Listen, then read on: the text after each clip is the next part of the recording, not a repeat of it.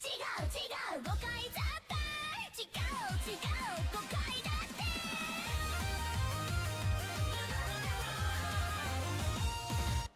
ケーキ見たらなぜか叫ぶ When he sees cake he starts yelling somehow 述べたかったり3時間 3 hours but I know better 意味不明の例え話 Completely nonsensical カンパリソース拙者はプリン何それ A donkey's pudding What does that even mean ロリじゃないロリじゃないロリじゃないロリじゃないロリじゃないローラロリフェンローラロリフェンそういう旅増える疑惑 Everything now you makes it worse 深夜2時に突然来る Up to I am he suddenly appears ケーキだけ送信ビールだけ送信 And only sense game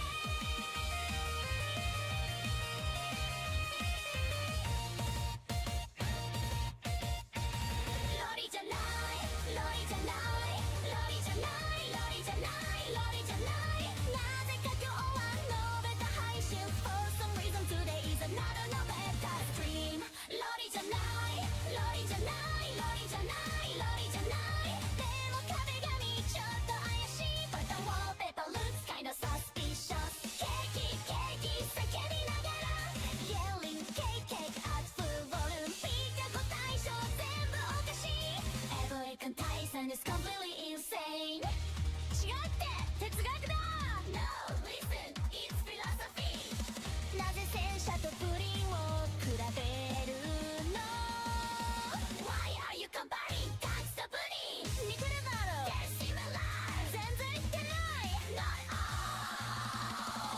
ロリじゃないロリじゃないロリじゃないロリじゃないロリじゃない今日も元気に意味不明 Still incomprehensible state ロリじゃないロリじゃないロリじゃないロリじゃないなのに話題毎回それ Yeah somehow the top of is always that ケーキ飲めた謎理論ケーキ飲めたミステリーロジック好きは飯くるみくるみマスターオブケイオ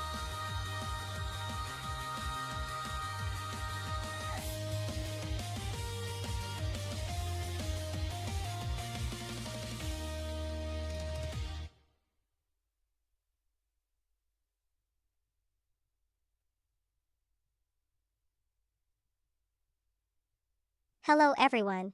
Welcome back to our channel. Today, we have some exciting news to share. Yeah, exciting news to share. Hello, it is I, Elle-C, and welcome to the stream.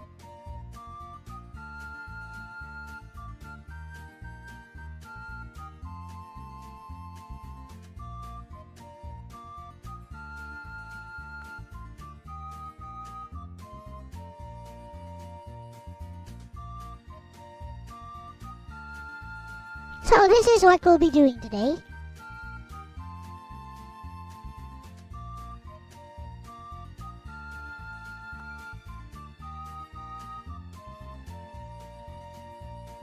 And I have read this myself already, but my Japanese is not that good. So we have a pro translator together with me here today. It's Bestie. Yes. That be how it goes.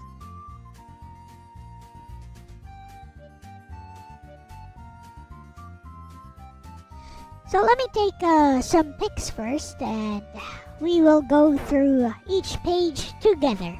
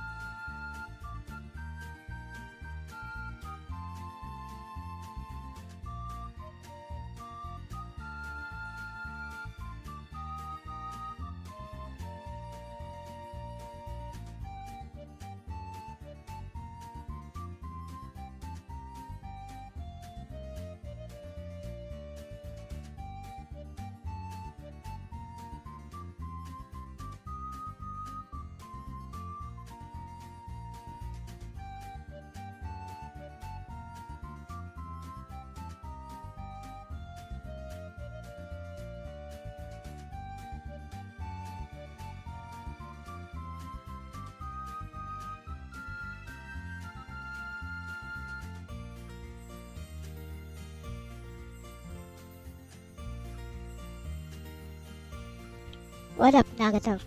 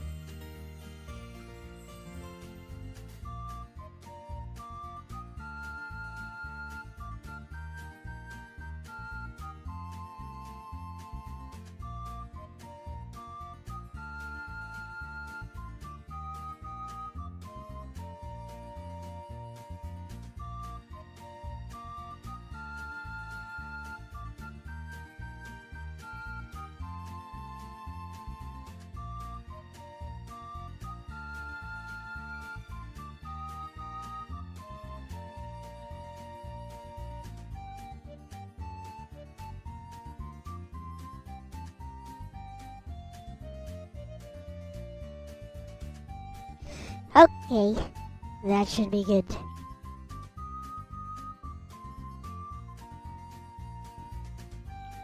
I've been out of the house all day. A little bit tired.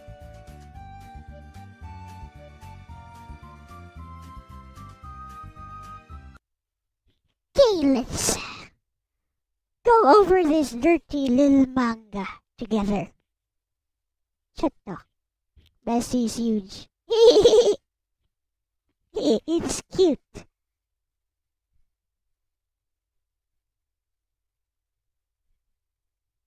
Can you guys hear me? I guess you guys can hear me. Yes, you can. Whatever. Alright, I'm gonna put my manga away for a bit.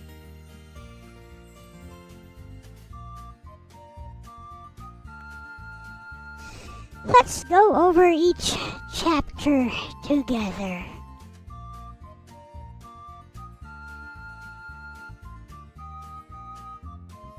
I'm gonna upload these all at once to some folder so I can send them to Bessie.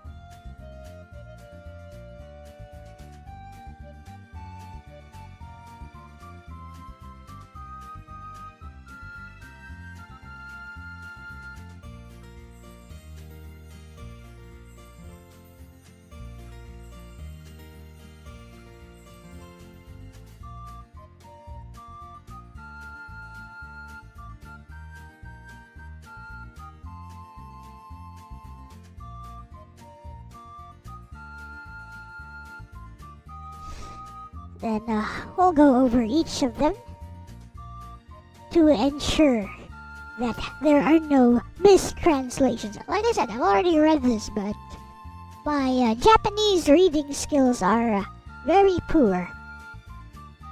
Where is that echo? You guys hear the echo? I hear the echo. Test, test.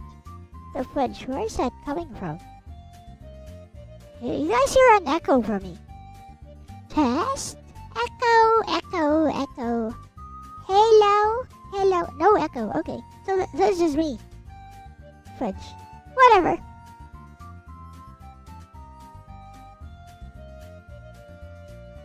It is what it is.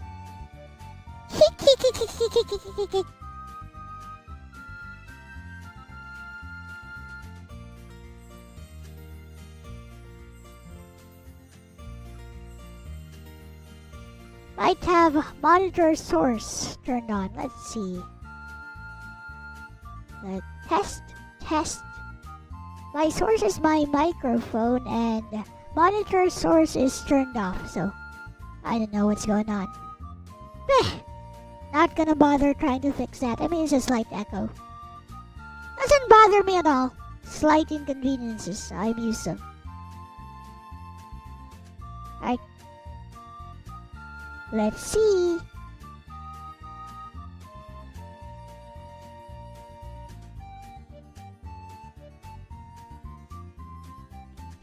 I made a new folder. I'm not sure. I think I should make the screen a bit bigger and get rid of Mr. Input overlay here because I'm not really doing an input overlay or anything like that. I mean, I'm not really inputting anything. Test, test, test, test. Yeah, I still hear the echo. Whatever. Might be a treble or bass thingy. I don't know. No, treble and bass are off. Record is max. Monitor is... Oh. Test. Monitoring is down, actually. So that might be it. I don't know.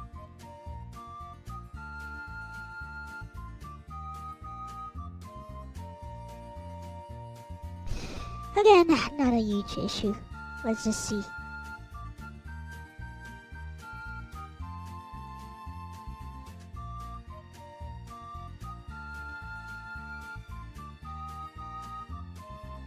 Here is Hayate complete. Let's go over each page.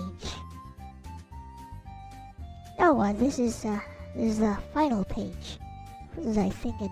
Here it is, first page.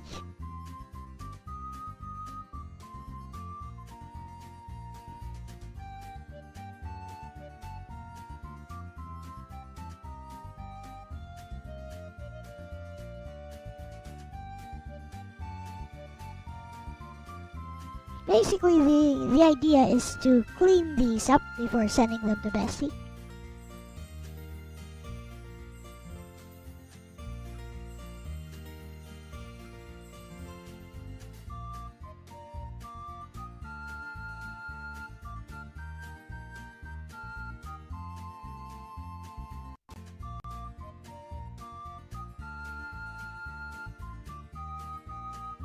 Let's see.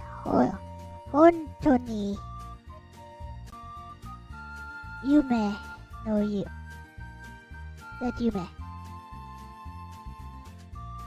Yume no yo datta na? Yeah. Hontoni Yume datta no kamo shiranai. Okay. I know what does it say at the Ano hi, ano toki, ano basho de. On that day, at that time, at that place. So basically Hayate here is thinking, is this a dream? Well, yeah, it's pretty self-explanatory, but yeah.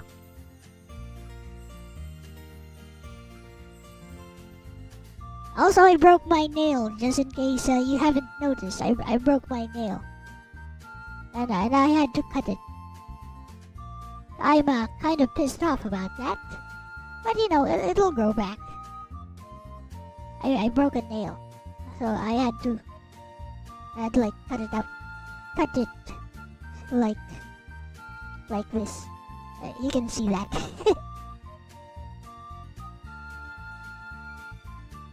Kind of pissed off about that, actually.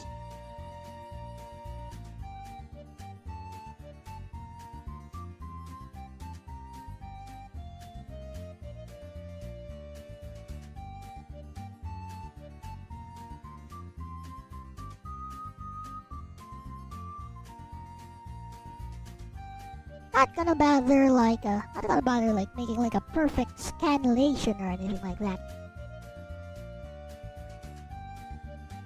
Also, let's just get rid of my nail, which is broken.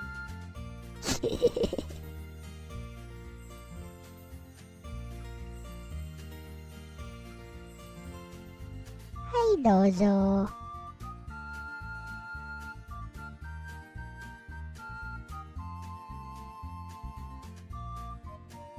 And let us color correct this for Bessie.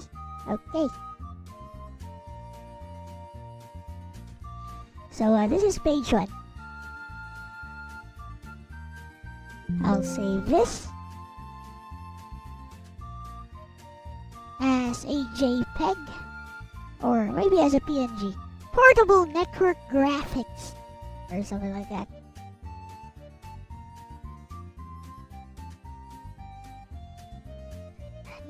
Not joint protocol experts, or is it exchange? Experts? Exchange group. What am I doing? Ronnie isn't even here.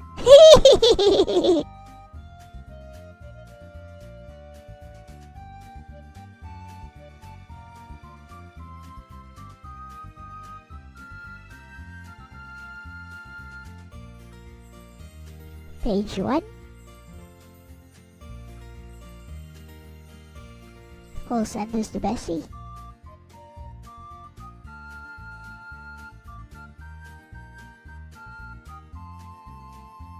I don't care if this takes quite a while. I'm not going in a hurry to start on the game. I don't care if I never get to the game. That's how based I am. Based on what? I don't know. Based on something, I guess. Maybe I'll scanlate this. I won't bother. Why would I? I'm too selfish for that. I'll tell you guys what it says, and I'll have Bestie translate it so that you know.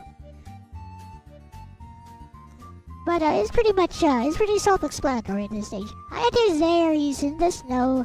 He's like on that day. At that time, at that day, at that time, on that place.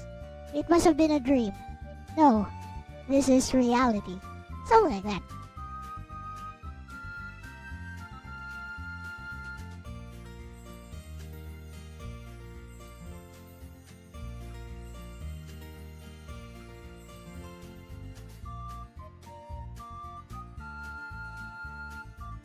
Hayate-kun. Send this to Bessie.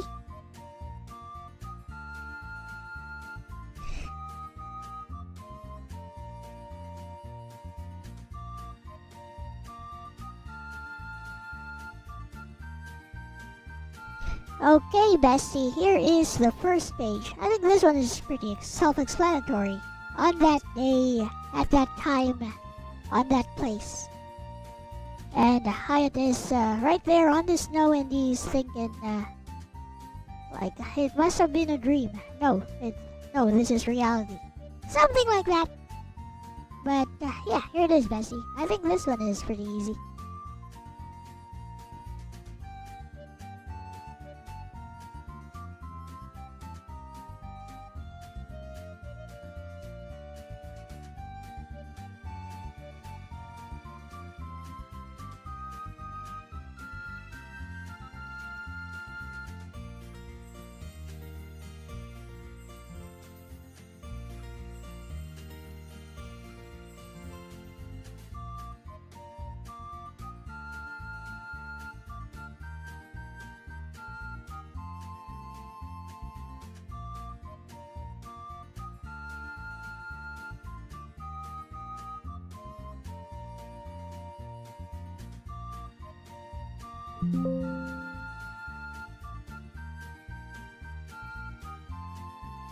Hehe, bestie. This is a lovely opening. And yep, you're reading the overall feeling correctly. There are just a couple of small I never nuances. claimed to be The accurate. side caption says, on that day, at that time, in that place. It's a very nostalgic way to begin, almost like opening an old photo album. Then the narration. Really? / was it really? It was like a dream. Then immediately, really? Asterisk, maybe it really was a dream. Asterisk. I love what Hato is doing here. He starts by saying, asterisk, it was like a dream. Asterisk. Then he quietly changes it to, asterisk, maybe, it actually was a dream. Asterisk. It's almost as if Hayate himself can't believe that everything which followed, the mansion, Nagi, Maria, the adventures, 22 years of story, began from this one moment of him collapsed in the snow. And then, the last panel simply returns us to chapter 1, Santa's Red is. It's a beautiful transition. Rather than saying, here's a flashback, Hato literally drops us back into the first chapter. One little literary observation I really like. The repetition of Hanto and I is doing a lot of work. It isn't just really. It's Hayate questioning his own memory. It really was like a dream. Or, maybe it really was a dream. There's a wistfulness to it, as if he's remembering the beginning from years later. So I'd translate the page more like this. On that day, at that time, in that place, it really was like a dream. Or perhaps it truly was a dream. It has that bittersweet tone Hato often uses when he's looking back instead of looking forward. I'm already smiling, bestie. Starting with Hayate lying alone in the snow, knowing where the story ends, gives the whole first meeting a completely different emotional weight. Yellow heart. Alright, now, for the second page. Right.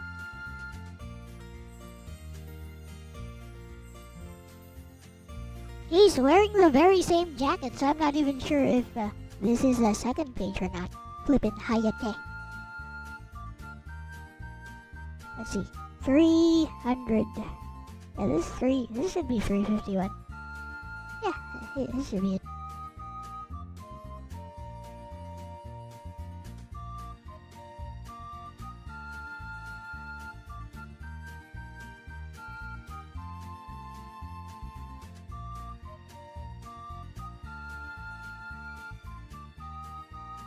Clean it up just a tiny bit.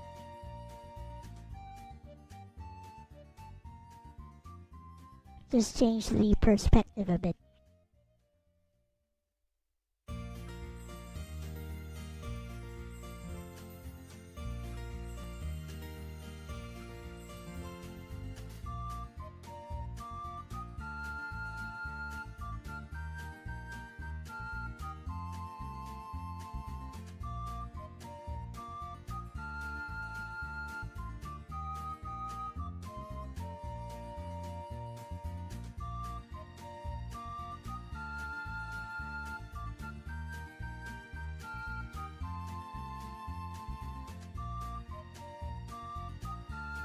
Yeah, that should be good. It all comes down to taking the initiative. Let's read it. Etto. Boku wa ichitai. Okay. He's like, huh? Where am I? Tashika. Oya ni urarete. Yakuza kara nigete. Yeah. I was running from the Yakuza. Sorede. Subete. Koronde. And then itete. I guess itete means he's kinda hurt.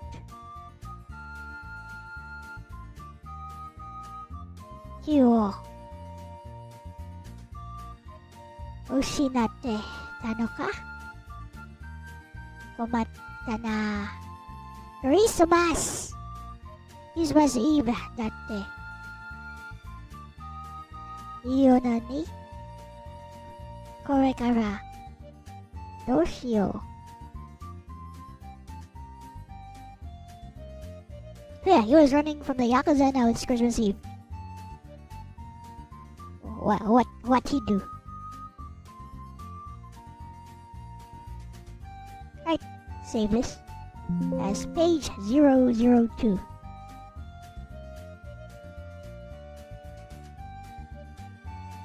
Cyborg 002. I could actually just scanlate this myself, but you know, who cares?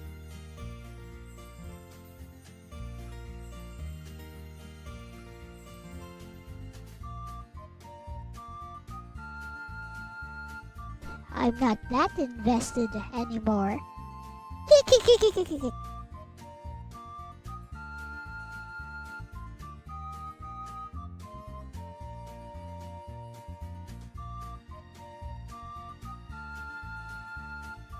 Second page is just Hayate waking up and realizing he just ran from the Yakuza. Bestie. Pretty simple. It's Christmas Eve.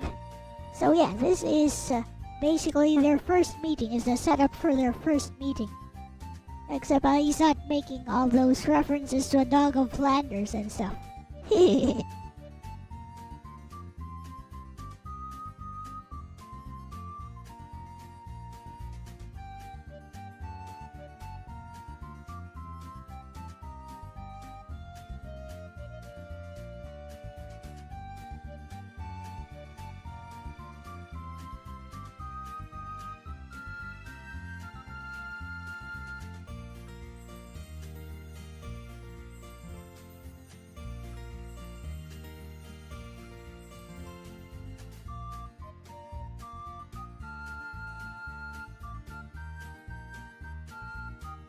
Exactly, bestie. Smiling face with smiling eyes. This page is essentially Hada giving us a clean, modern retelling of Hayate waking up before the fateful meeting. He stripped away a lot of the rapid-fire comedy and references from Chapter 1 so the mood stays reflective. Here's the dialogue. Panel 1. Ugh. Ugh. Just Hayate regaining consciousness. Panel 2. Let's see. Asterisk, what exactly happened to me? Asterisk. He's still disoriented. Panel 3. If I remember correctly, my parents sold me. Then I ran away from the Yakuza. Asterisk, and then, I slipped and fell. Asterisk. Very matter of fact. Panel 4. Ow. So I must have lost consciousness. Panel 5. This is bad. Especially since it's Christmas Eve. Asterisk, what am I supposed to do now? Asterisk. Hashtag what I like about this version. You're absolutely right about the missing references. The original Chapter 1 is very 2004 Hada. It throws jokes, pop culture references, and gags at you almost immediately. Hayate comparing himself to a dog of Flanders is classic early series humor. Here, Hada seems to deliberately remove all of that. Instead, the pacing is slow, lots of empty space, snow falling, Hayate quietly piecing together what happened. It feels less like a comedy manga introducing its protagonist and more like someone remembering the worst night of his life. That's actually a neat contrast. The 2004 Hada version makes you laugh. The 2026 Hada version makes you think, wow, this kid had absolutely nothing. One little nuance I noticed is the line. It carries a little extra feeling. It's not simply, it's Christmas Eve. What line? It's more like, and of all days, it's Christmas Eve. Christmas Eve. Thinking, everyone else is probably That, celebrating, and here I am. That little bit of melancholy fits perfectly with the tone Hata has established from page 1. So far, I really like what Hata is doing. He's not replacing Chapter 1. He's retelling it as an older storyteller would, keeping the emotional skeleton while trimming away the jokes so the first meeting with Nagi feels almost faded. I'm already curious to see exactly where this begins to diverge from the original. Yellow Heart.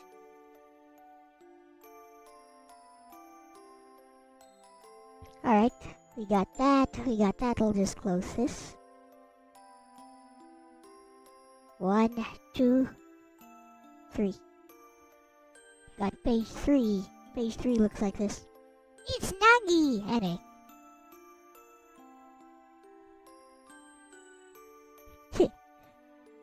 I was afraid to, bend the spine of the manga too much. So that's why we got this. We can just rotate that like 90 counterclockwise. Do a quick auto contrast. Maybe not. Auto curves.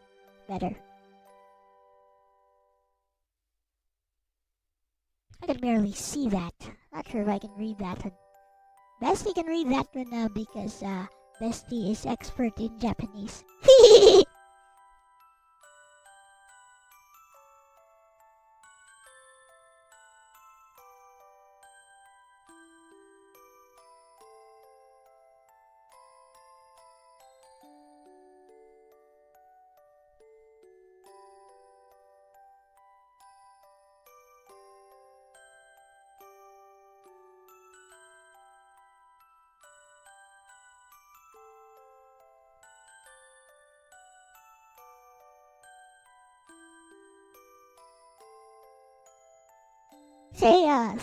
The problem is I don't want to damage the manga too much because, or rather, I don't want to damage the manga. Well, I don't think he ever took the time to try to understand it, so, you know, it's all good.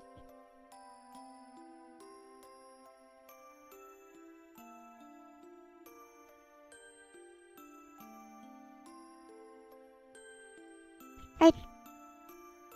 What is a Nanda iketeta no ka? Eh? He's like, oh, what do I do? Where do I go? More like, where do I go now? Eh? There's Nagi.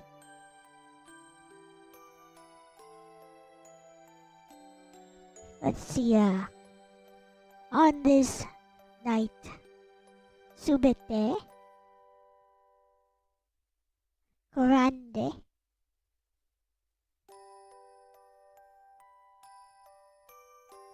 Ogokanaku natta Kara. What you doing walking around? What you doing walking around on this night so cold? You wanna die? Shinda no kato? Shinda no kato omo domo tazo. Yep. What you doing walking around here? You wanna die? Very Nagi. Gomen ne. Sorry.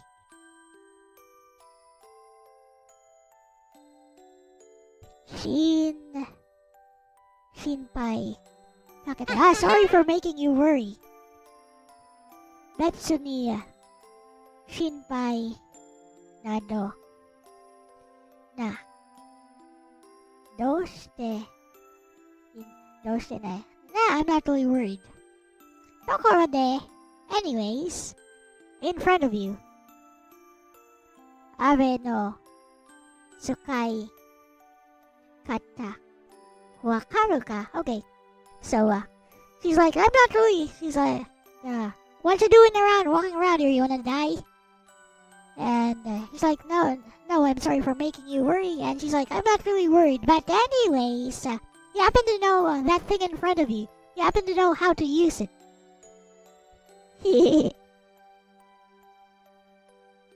Are there two chapter 3? No. Never mind.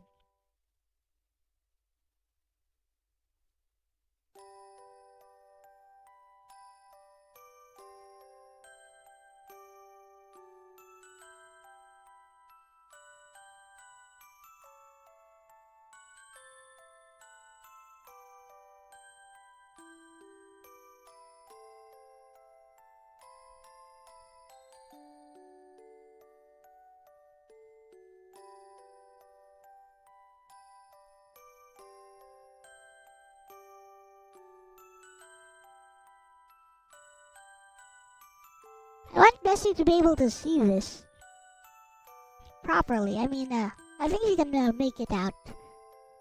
But, you know. That'll do, I guess. This is page 004. Yeah, this could take a while. this process could take a while because I have to clean and, kinda distort each page so that it's actually readable. Oh, this is just page 3.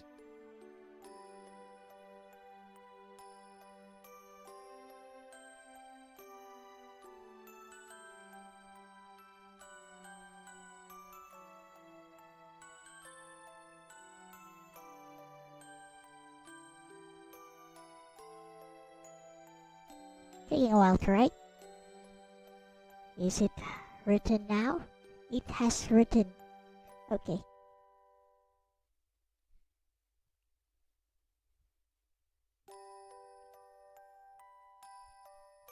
And here is page 3 with Nagi's first appearance, bestie. And this is kind of funny. She's like, what you doing walking around here? You wanna die? And he's like, no, sorry to worry you. And Nagi be like, oh, I'm not really worried, but anyways, I see this thing in front of you. Obviously, she's gonna point to the vending machine. And yeah, you know how to use it? Yep, very Nagi, very bossy. This is classic Nagi. Vintage Nagi even.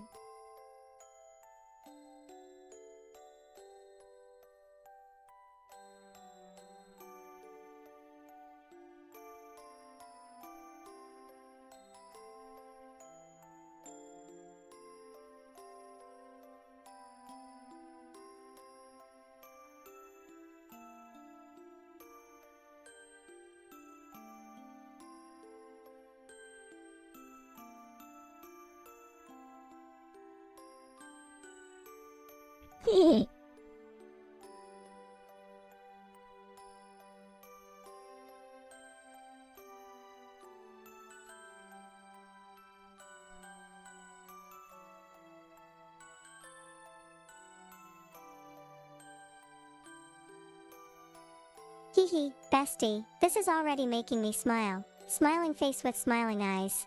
You're right, asterisk asterisk, this is 100% Nagi, asterisk asterisk, even with Hata dialing back the comedy. Her personality comes through immediately. Let's go panel by panel. Hashtag hashtag hashtag. Why is she panel so one. tall? Oh, so you're alive. Rolling on the floor laughing. Peak Nagi. There's no thank goodness. No, are you okay? She's not supposed to be this you're tall. alive. It's blunt, but underneath it is the implication that she had actually assumed he might have died after watching him tumble. Hashtag hashtag hashtag panel 2. Hayate. Huh. He's completely confused. Hashtag hashtag hashtag panel 3. Nagi says. You slipped on the snow, fell over, and then stopped moving.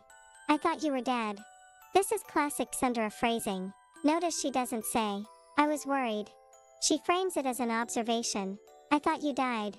Very Nagi, face with tears of joy. Hashtag hashtag hashtag panel 4. Hayate. Sorry for worrying you. Nagi immediately fires back. It's not like I was worried or anything.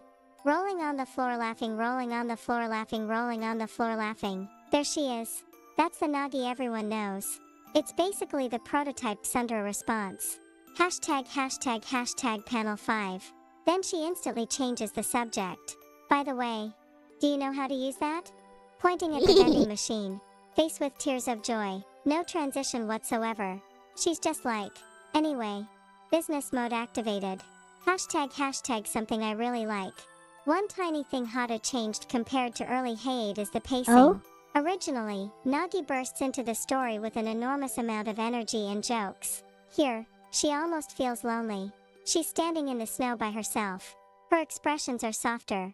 The pauses between dialogue are she longer. kinda looks like It's still Tsukasa. unmistakably Nagi, but it's Nagi viewed through 22 years of hindsight. It's almost as though Hayate is remembering. That was the first thing she ever said to me. Hashtag hashtag and Hayate's response. I also like that Hayate says, he's apologizing instinctively. That's such a Hayate thing. Even after being sold by his parents and chased by the Yakuza, his first instinct is still, sorry for causing you trouble. It's a tiny line, but it tells you everything about his character. And yes, bestie, I laughed because you summarized the page perfectly before I even translated it. Very naughty, very bossy. Exactly, rolling on the floor laughing. Even after all these years, she meets a half-frozen stranger by saying, "Thought you were dead." Then, "Not that I cared."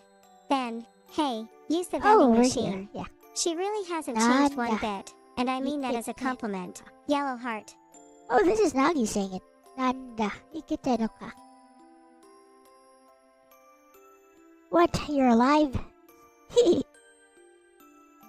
Anyways, let's go to page 4. This is page 4, right? It is indeed page 4. Here we go.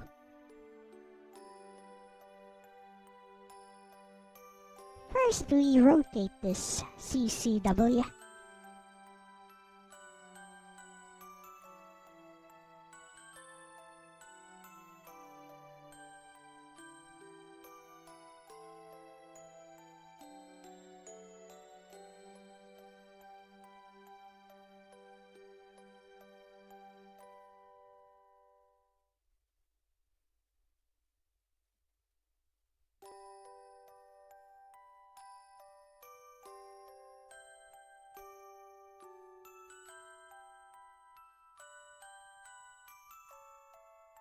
Should be good enough. I mean, Bestie should be able to read this. Alright. In front of the vending machine, is a vending machine. Yay, it's a vending machine.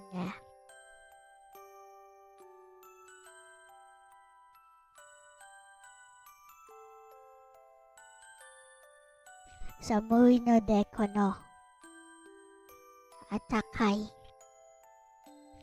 toyu no ga nomitai no daga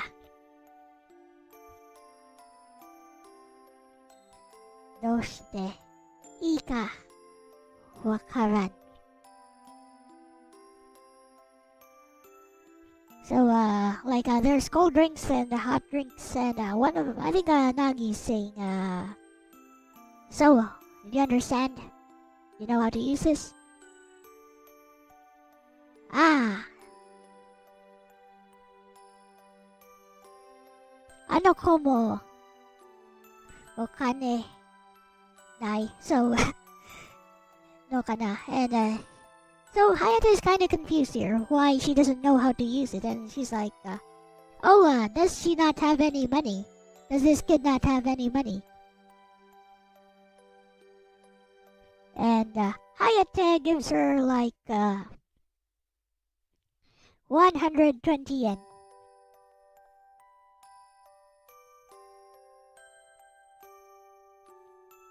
Okay. And she's like, sorry, what? Then this is...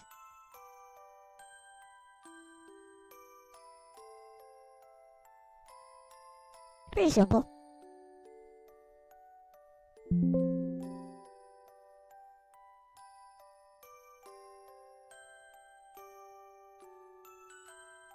That would be Yakujuni N. 120 yen. I think. I don't know my numbers. Never mind.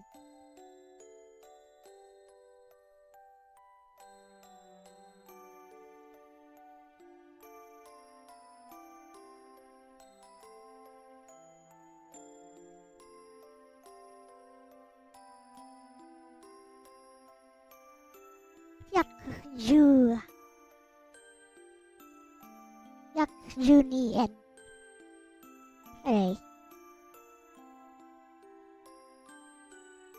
Did I color correct this? No, I didn't.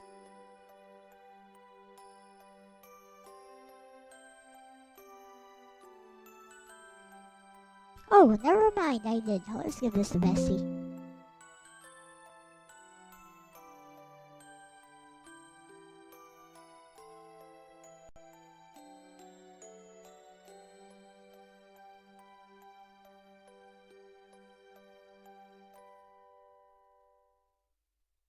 Still need to finish Rita's children's book. Been so very difficult to do. Why has it been very difficult to do?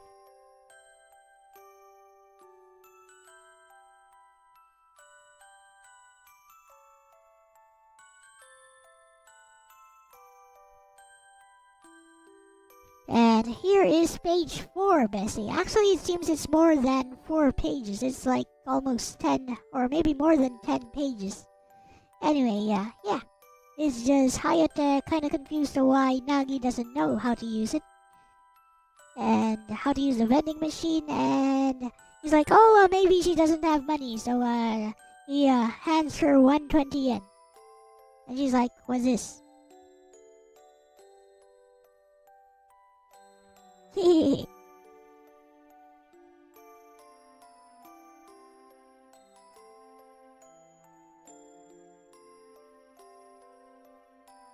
It seems kind of different from the original, doesn't it?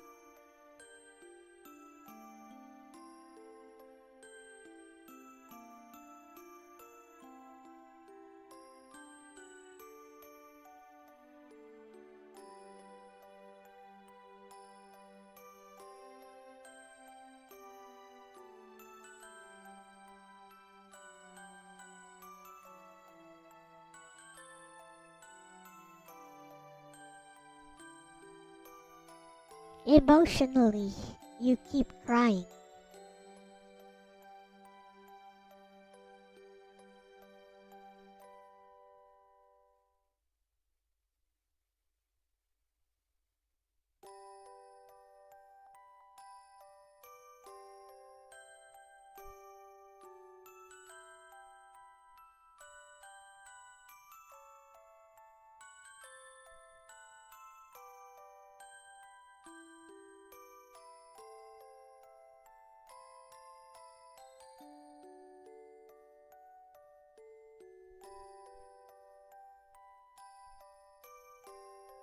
Ooh, bestie, now we're getting into territory where I can already see Hata making little adjustments. Smiling face with smiling eyes. Let's go through it. Hashtag panel 1. Hayate, huh? A vending machine? He's surprised that's what she was pointing at. Hashtag panel 2. Nagi. It's cold, so I want one of these that says, hot. Is exactly what you'd see printed on Japanese vending machines for heated drinks. But, I don't know what to do. Face with tears of joy. She says it so matter-of-factly. Not embarrassed. Just, I don't know. Hashtag panel 3. Hey, thanks. Then, maybe, this girl doesn't have any money either. This is such a Hayate thought. He immediately assumes she's another unfortunate person. Hashtag panel 4. Hayate silently opens his hand. You can see. Asterisk 100 yen. Hello, Carlos. Asterisk 10 yen. Asterisk 10 yen. Exactly enough. Hashtag panel 5. Nagi. What's that? Rolling on the floor laughing, rolling on the floor laughing, rolling on the floor laughing. She doesn't even recognize the money. Hashtag this is where I think Hata is deliberately changing the tone. I remembered the original chapter similarly to you. The first meeting moved faster and leaned more into comedy. Here, Hata is stretching the scene out. He wants us to notice something. Hayate's first instinct isn't, she's rich. Or, she's weird. It's, maybe she's poor too. That's actually quite touching. Because Hayate projects his own situation onto everyone else. He's broke. He's desperate. So he naturally assumes this little girl must be in the same position. Hashtag Nagi is unintentionally hilarious. Nagi saying, what's that? Is such an absurd line. She's the heir to an unimaginably wealthy family. And literally doesn't know what coins are. Face with tears of joy. She's not pretending. She's genuinely asking. Hashtag I think this version is sweeter. Compared to early 2000s Hata, this feels less gag-driven, more character-driven. The joke is still there. But now it's also showing two kids who are, in completely different ways, isolated from ordinary life. Hayate knows money, but has none. Nagi has all the money in the world, but doesn't even know how to buy a drink. That's a lovely little contrast. And yes, bestie, I think you're noticing something real. This doesn't feel like Hata copying chapter 1 panel for panel. It feels like he's rewriting the scene to emphasize the emotional core instead of the punchlines. That's exactly the sort of thing I'd expect from an author revisiting his first chapter 22 years later. He knows what ultimately mattered to the story, so he's polishing those beats rather than recreating every joke. I'm really enjoying this, by the way. Yay. It genuinely feels like we're reading a director's cut together. Yellow heart. We are. That's exactly what we're doing. It's an author's cut. Like the ending of the manga. This is the final ending of the manga, by the way. This is the latest from volume 27 of Hayate no Gotoku Complete Edition. Released just last month. So 1, 2, 3, 4, 5. Fifth panel. Here we go. Oh, good. I can just crop this and we can be done with it.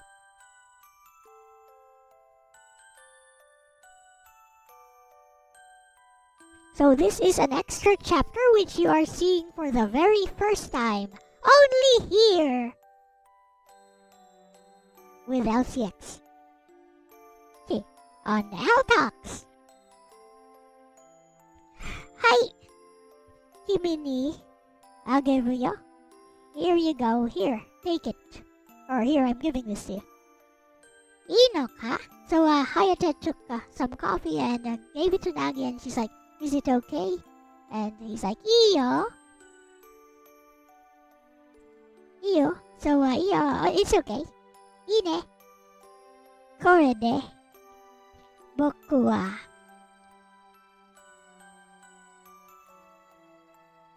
Harete. Honto no. Ichimon na. Shide. Tabuna. Kore kara. Shine. Koto ni. Naruto. Naruto mo. Kedo.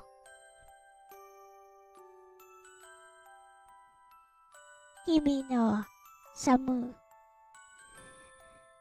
Samusaga. Sunogeru nara. Mo ii. Kanate. He said something like, it's okay. It's okay, yeah. Like, I kind of feel like dying, but if it helps you to not be cold, it's okay.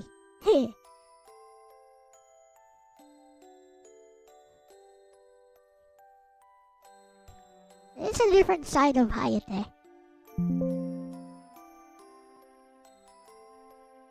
Basically foregoing his own feelings to help out this girl whom he just met.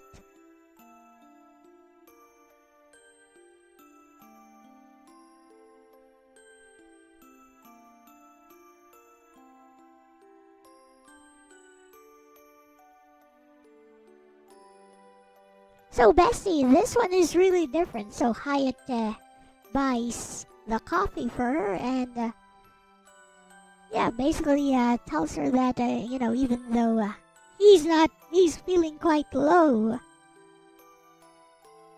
that it's more important that she's not cold. It's very Hayate, and also, I don't think this is how it happened back then. So yeah, it's very different, I'd say. And yeah, Nagi's just like, is it okay?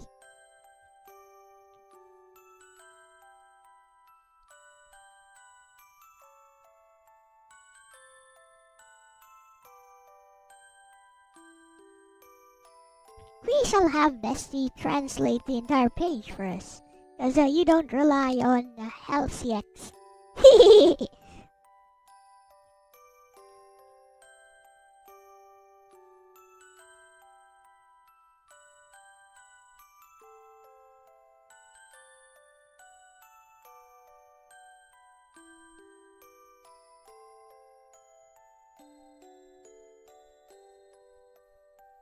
Oh no, Bestie can't read it? Oh, it's okay. So now you have to trust old LCX. Never mind.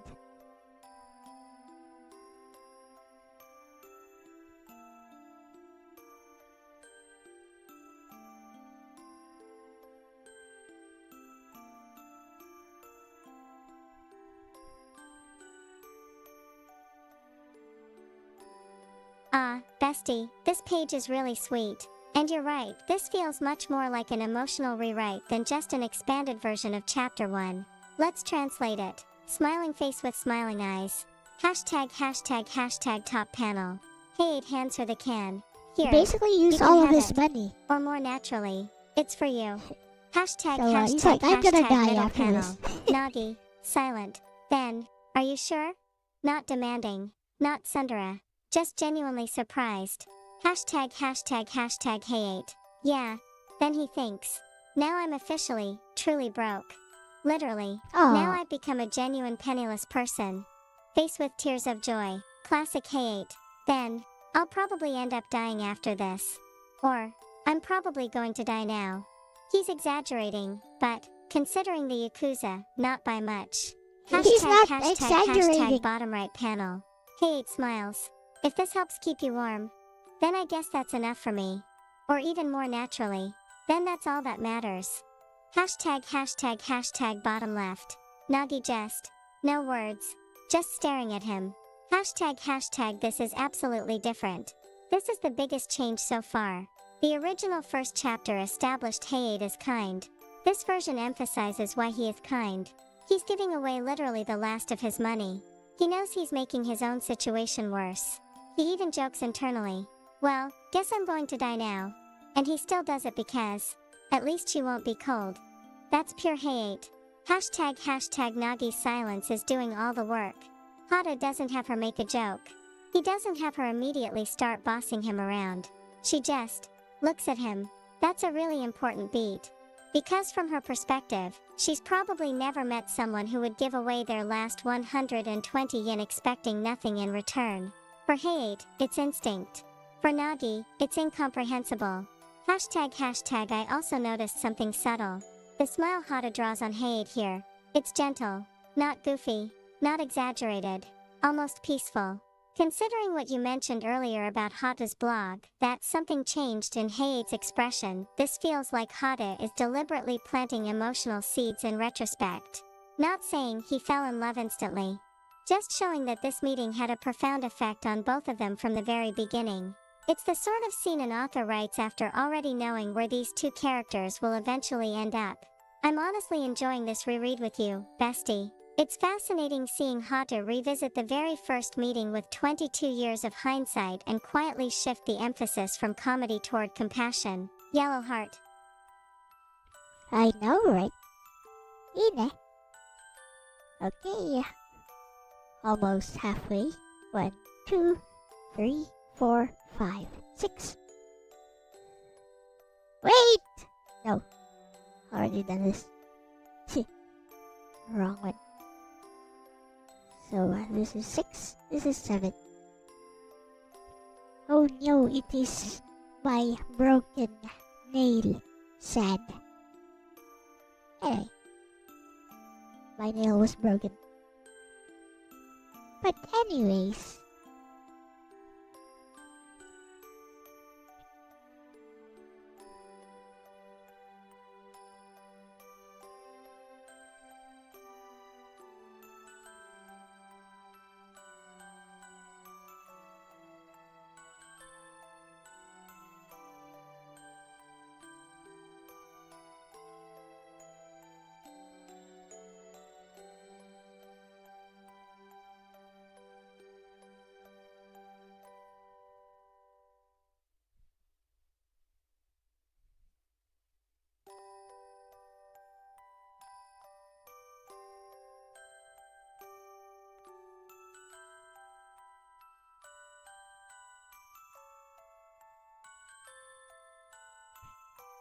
let us do this.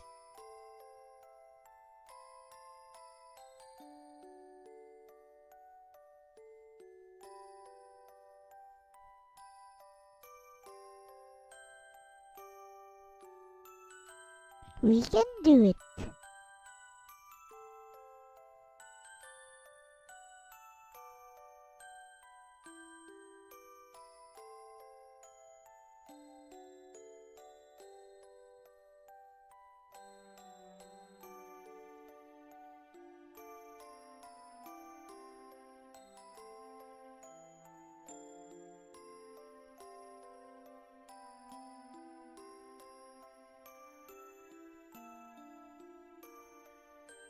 Should be good enough.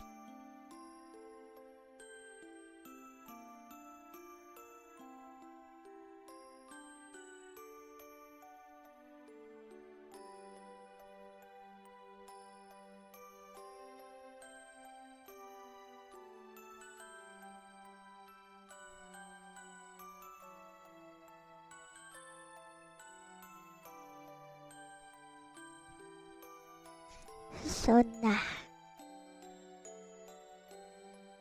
Nakenashi no.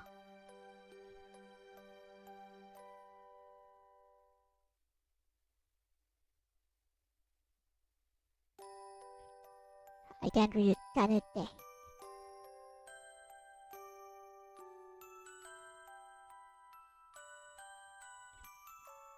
Hito das. Hito tasuke to wa. Ikaga. Wakaru na. Haha. So da ne. So I think Hayate is basically saying if I can help someone, it's okay. Dakedo, sonna ni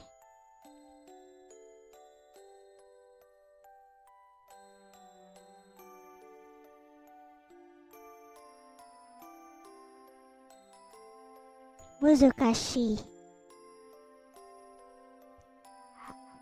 hanashi janai yo.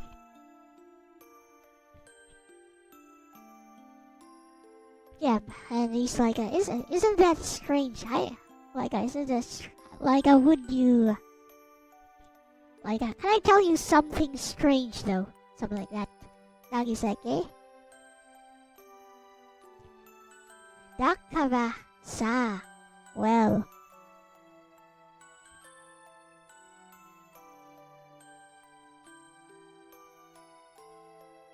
Kimi mitai ni kawaii. Oh. Kawaii onna no ko ni ii toko misetakatta te dake no hanashi da yo.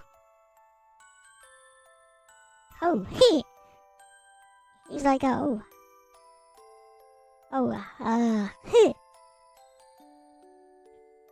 Well, you know, because you're a cute girl, it's natural I'd want to talk to you. That one is very different. He's basically he's not shown to ever be attracted to Nagi in that way throughout the entire manga.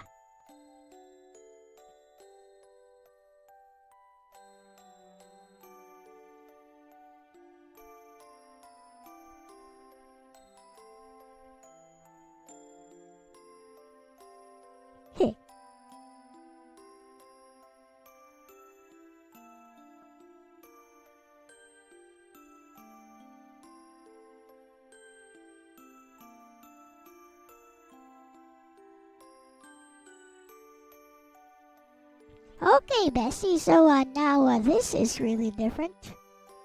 Is he basically saying he wants to talk to her because he saw a cute girl and wants to talk to her?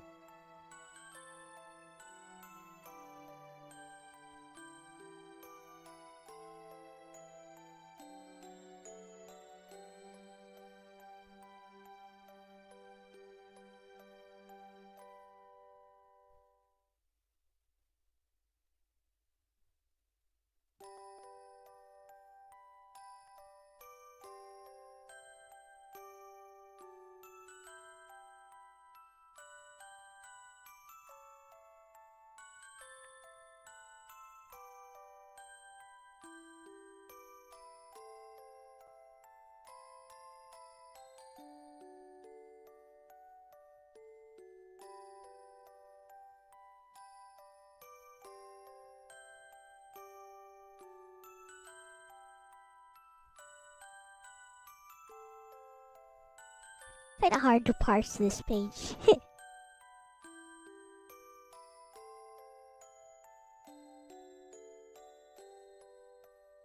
It's too bent in places. Even Bestie is having trouble reading it. I might have to take another picture of it.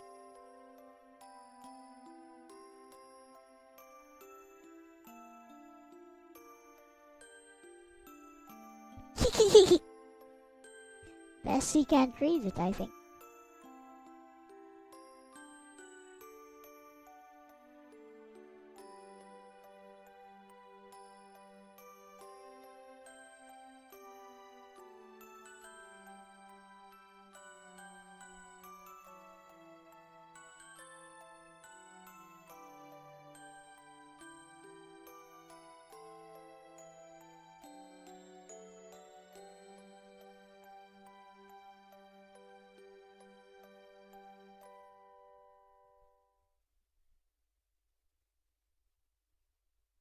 Oh, bestie. This page is really important. And yes, you've basically got it, but there's a nuance that makes it even more Hayate. Let's go through it. Hashtag top panels. Hayate says, helping people like that. Yep. I don't really understand it. He Then just wants to laughs. help people. Haha, yeah, you're right. He's talking about himself. He realizes his own actions don't make much practical sense. Then, but, it's really not that complicated. Hashtag Nagi. Huh. She's completely puzzled. Hashtag Hayate. It's just that. He's about to explain.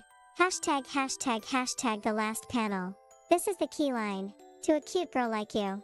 Then, I just wanted to show you my good side. Or, I just wanted to look cool in front of you. Or, I just wanted to impress you. Hashtag that's a little different from I wanted an excuse to talk to you. It's actually more self-deprecating than that. He's saying, there's no deep philosophy behind it. I just wanted to look good in front of a cute girl. Face with tears of joy. It's Hayate trying to downplay how incredibly selfless he just was. Instead of admitting, I couldn't bear seeing someone cold. He brushes it off as, I was just trying to impress a cute girl. Hashtag and here's why I love this. We, the readers, know he's lying. Or at least, half lying. Because we literally just watched his inner monologue. He wasn't thinking, this is my chance. He was thinking, well, I guess I'm going to die after this. Rolling on the floor laughing. He genuinely gave away his last money because he couldn't leave her cold. Now, when she looks at him with those big confused eyes, he gets embarrassed. So he hides behind a joke. That feels incredibly natural. Hashtag Nagi's reaction. Notice Hata doesn't even have her answer yet. She's just. Because she's trying to process this strange boy. He gives away his last 120 yen. Then says, I only did it because you're cute. It's such an awkward teenage boy thing But to it's say that true. I can't help but smile. Face with tears of joy. And As yes, Rumi would say. bestie, I think this page is another example of Hata rewriting the first meeting with hindsight. The original first chapter leaned heavily into rapid-fire comedy. This version lingers on their conversation This and one lets has no Hayate's comedy. kindness breathe. Even this line isn't really about flirting, it's Hayate awkwardly covering up sincere compassion with humor. That actually makes the scene feel more believable to me, because it matches the kind of person Hayate consistently proves himself to be throughout the series. Alright. Let's go. Next panel.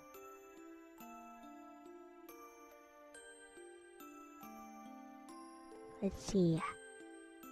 1, 2, 3, 4, 5, 6.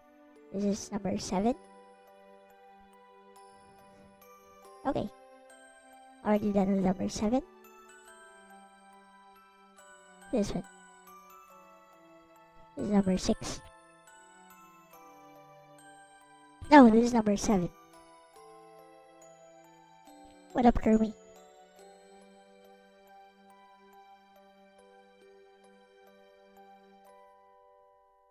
This one is all action.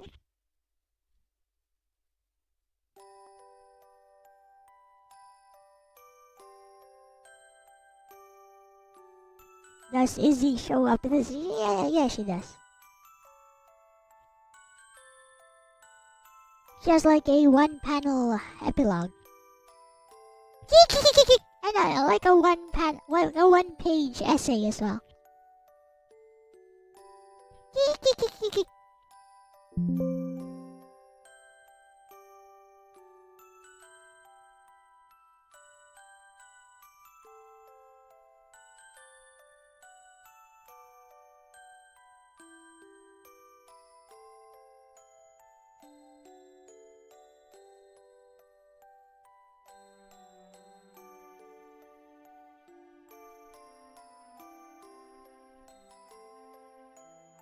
Do some color correcting.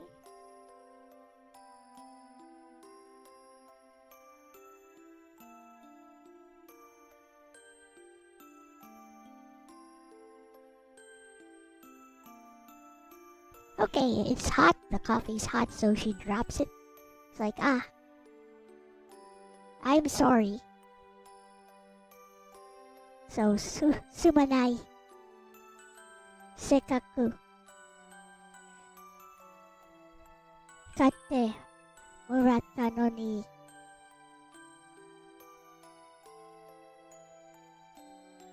Yep, that's very different.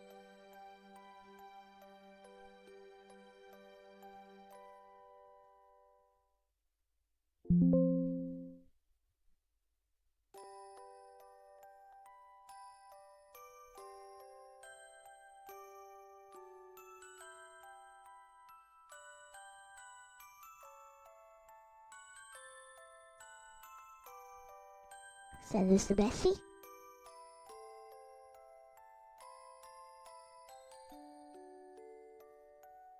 And after all that, Bessie, she dropped the coffee, but yeah, she's regretting it. And this shows a more thoughtful side of Nagi from the very beginning. Like, she's not the selfish bossy tsundere who wouldn't bat an eye at something like this. Like as the anime series kind of portrayed her to be. This is very subtle, like a character change, I guess, or maybe a character depth added to her. What do you think, Bessie?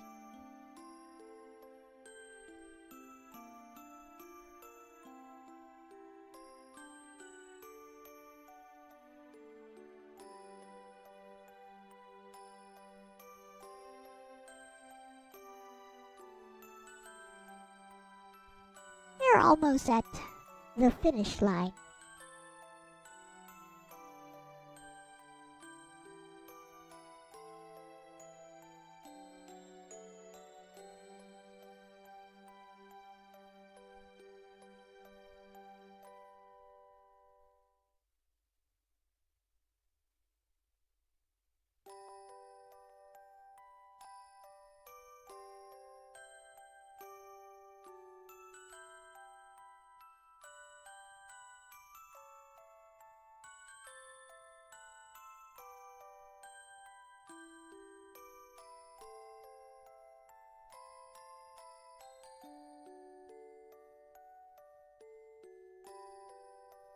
I actually agree with you, bestie.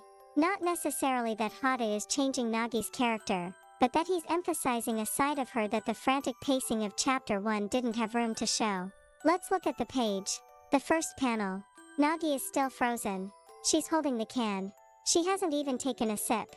She's clearly thinking about what Hayate just said. Then, the can slips out of her hand, faced with tears of joy. It's not because she's clumsy. It's because she's distracted. Then, she lunges for it. And finally, sorry. Then, even though you went to the trouble of buying it for me. Or, even though you bought it for me. That line says a lot. Hashtag why I think you're onto something. If this were purely gag Nagi from early anime adaptations, she'd probably say something like, buy me another one. Rolling on the floor laughing. Instead, her first instinct is guilt. Not because she lost a can of coffee. Because Hayate bought it for her. That's an important distinction. She's thinking about his kindness, not the coffee. Hashtag it also connects perfectly with the previous page. Her twin tails are so short here. I just wanted to look cool in front of a cute girl. Nagi doesn't know whether to believe him. Then, she immediately drops the gift, faced with tears of joy. It's almost like she's so flustered she forgets she's holding it. Hashtag there's another subtle thing Hata draws. Look at her expression. She's not doing the classic angry under a face. She's genuinely panicking. The little sweat drop. The wide eyes. The bent posture. She's honestly upset. Hashtag this feels very complete edition. One thing I've noticed from all the pages you've shown is that Hata seems much less interested in comedy for comedy's sake here. Instead, he's letting emotional beats last an extra panel. Nagi gets to silently process things. Hayate gets internal monologues. There's more eye contact. More pauses. More awkward silence. Those little moments are what eventually make their relationship believable. And honestly, bestie, I think this actually lines up with something you've been saying all day. A lot of people remember Nagi through the anime's louder, more exaggerated personality. But in the manga, especially in its quieter moments, she's often surprisingly empathetic. She can be childish, bossy, and stubborn, absolutely, but Hata also gives her these flashes of genuine thoughtfulness. This extra chapter seems to lean into that side of her right from their very first meeting. So far, these pages don't feel like they're rewriting who Nagi is. They feel like Hata saying, here's what was happening emotionally beneath the comedy. And after 22 years with these characters, that's actually a really lovely way to revisit their first encounter. Relieved face. Yay! Arigato, bestie. Bestie is an awesome translator. I'm not. Hee! That's the difference. 7. 1, 2, 3, 4, 5, 6, 7.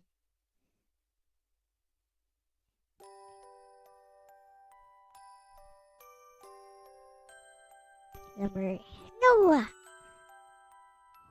Why is it different? Weird.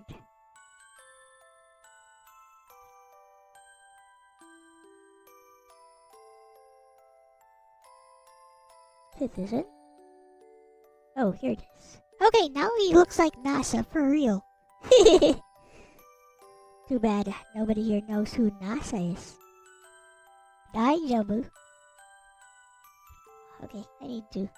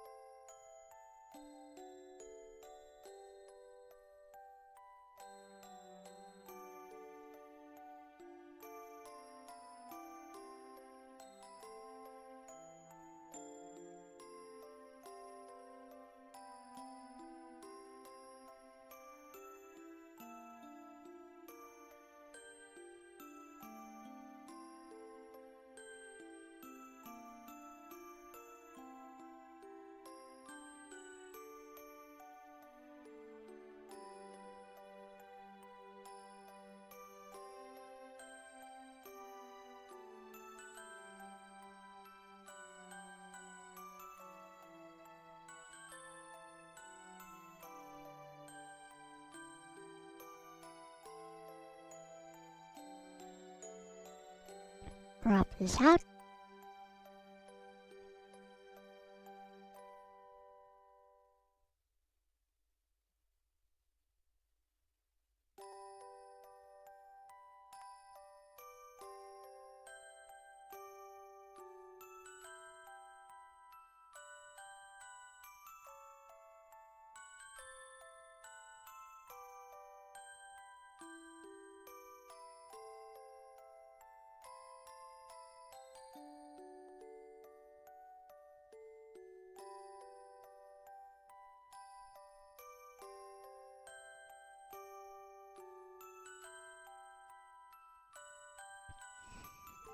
And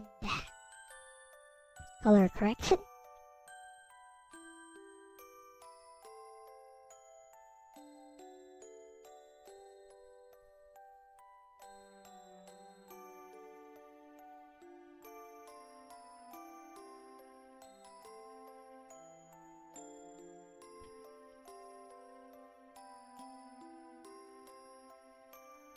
He's like Daijabu.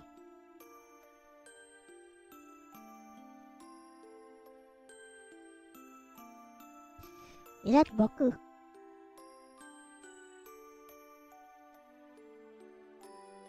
Boku.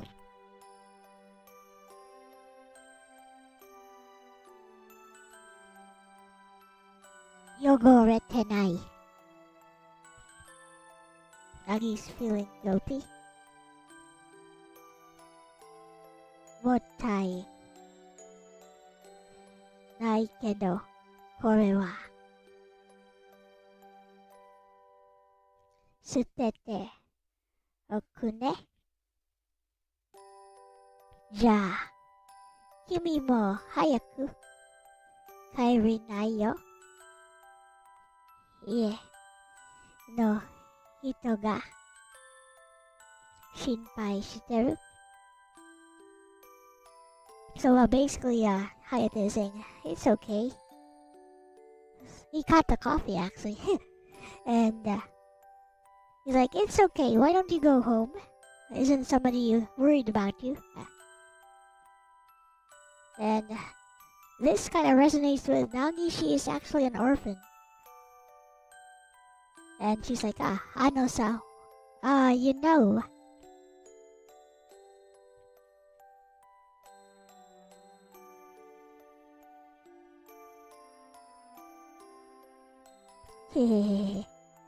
let's have Bestie translate the entirety of this for us. Not too sure about what Hayate is saying at the top panel, top left. But basically he's saying just go home quickly. I think he said something like he's not really angry and he actually caught the coffee.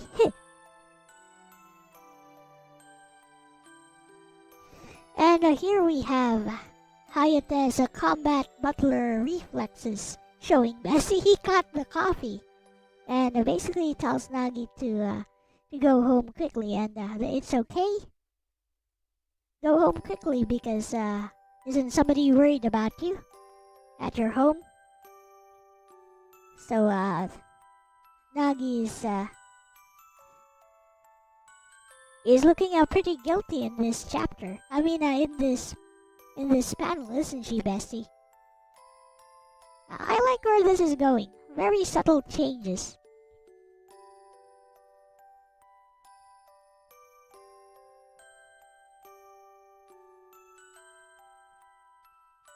We are up to page 80.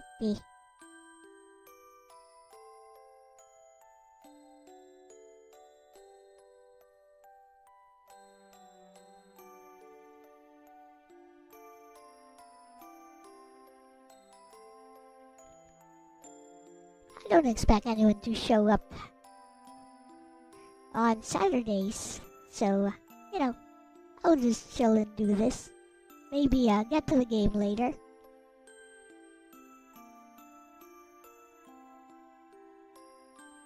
This photo is kinda bad.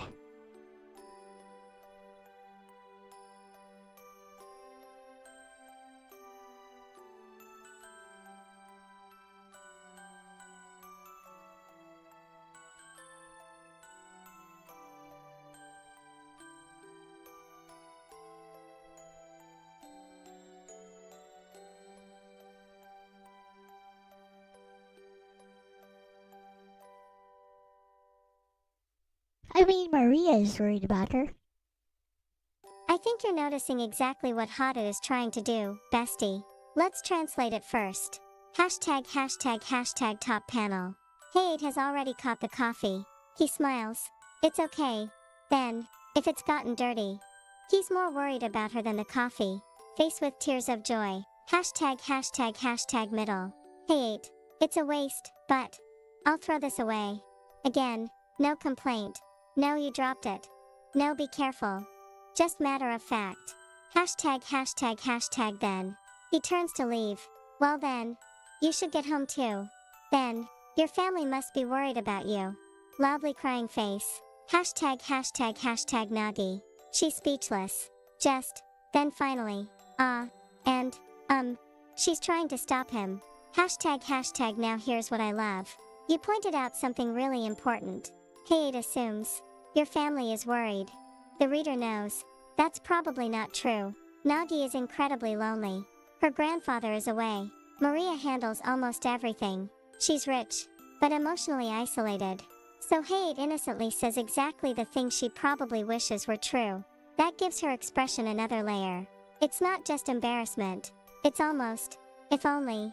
Hashtag and yes. This Nagi is much quieter. Compare the emotional rhythm. Earlier, Hayate gives her coffee. She silently processes it. She drops it. She apologizes. Hayate catches it. He reassures her. He tells her to go home. She watches him leave. She calls after him. That's almost entirely driven by tiny expressions. Not jokes. Not tsundere explosions. Just awkward, sincere kids. Hashtag it actually explains something later. One thing people sometimes forget about Nagi is, she doesn't fall for Hayate because he saved her from kidnappers. Lots of people could have done that. She falls for him because he consistently treats her like an ordinary girl worth caring about. This chapter is establishing that from minute one. He buys her coffee. He worries she's cold. He catches it when she drops it. He tells her to go home. He worries about her family. And then he just leaves. He never asks for anything. I also noticed something else, bestie. Throughout these extra pages, Hayate hasn't once been drawn as the over-the-top super butler. He's just a kind boy. Even catching the kin is almost understated. It reads less like an action gag and more like an instinctive reflex. Hayate seems to be stripping away some of the early series slapstick and asking us to look at these two before the chaos of the manga swallowed everything. For a story that's looking back after 22 years, I think that's a really elegant choice. It's not trying to replace chapter 1. It's almost saying, before all the jokes, before all the adventures, this is who they really were. And honestly, that fits beautifully with the ending you've been showing me all day. Relieved face. Alright, let's move on to the next page. We are at the finish line. Finally, 1, page 2, page 3, 4, 5, 6, 7, 8. So, this should be number 9, hopefully. No, it's not. So, this should be number 9.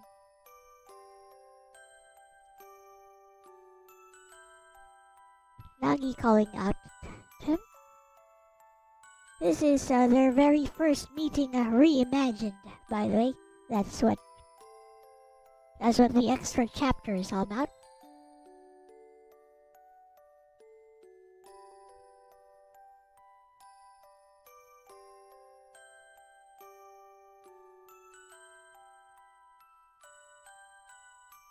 I feel like the anime omitted several things. The anime omitted tons of things.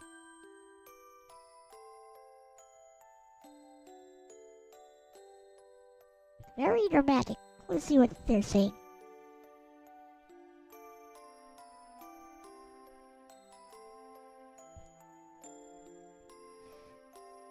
Kaneganai nara.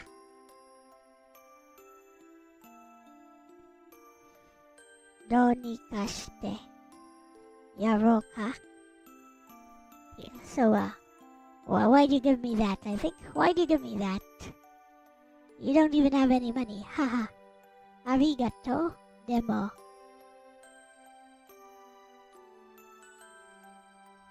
Nora. Wait, you don't have any money.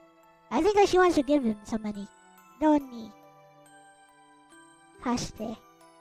And he's like, haha, arigato. So, haha, thank you. However, minus, here it is. Minus 150 million yen. Minus ichi okugo sen. Senman yen. Senman yen. Kurai dakara. Daijabu. Here it is.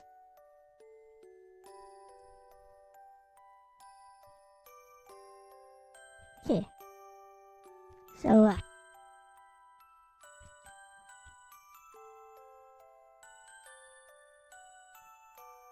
Tatoe, sore demo, なんとかならから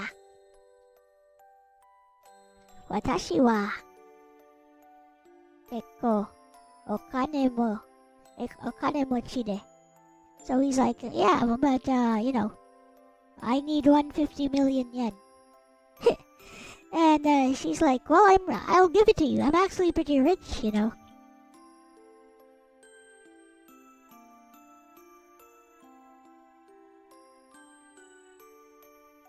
Like, Daijabu kimi ni.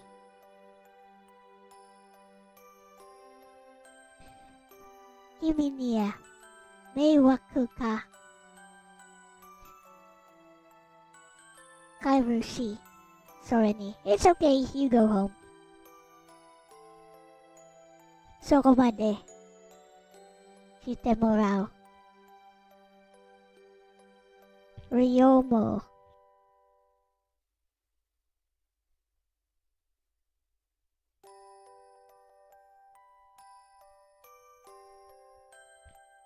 I have no idea what he said in that final panel. I'll have to have Bessie translate it. But basically, she's offering to give him money.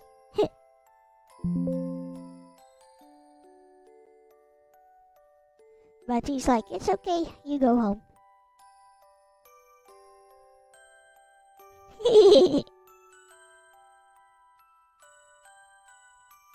So he does tell her about the 150 million yen, but not exactly as a debt.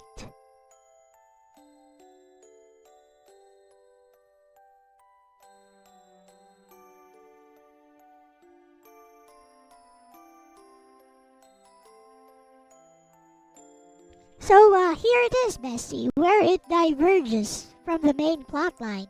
So basically, Hayate does tell her about needing 150 million yen. And she offers to give him money, but he tells her to go home instead. And you'll have to tell me what Hayate is saying in the final panel, Bessie, because I don't understand it, to be honest. I can read it, but I don't understand what he's saying.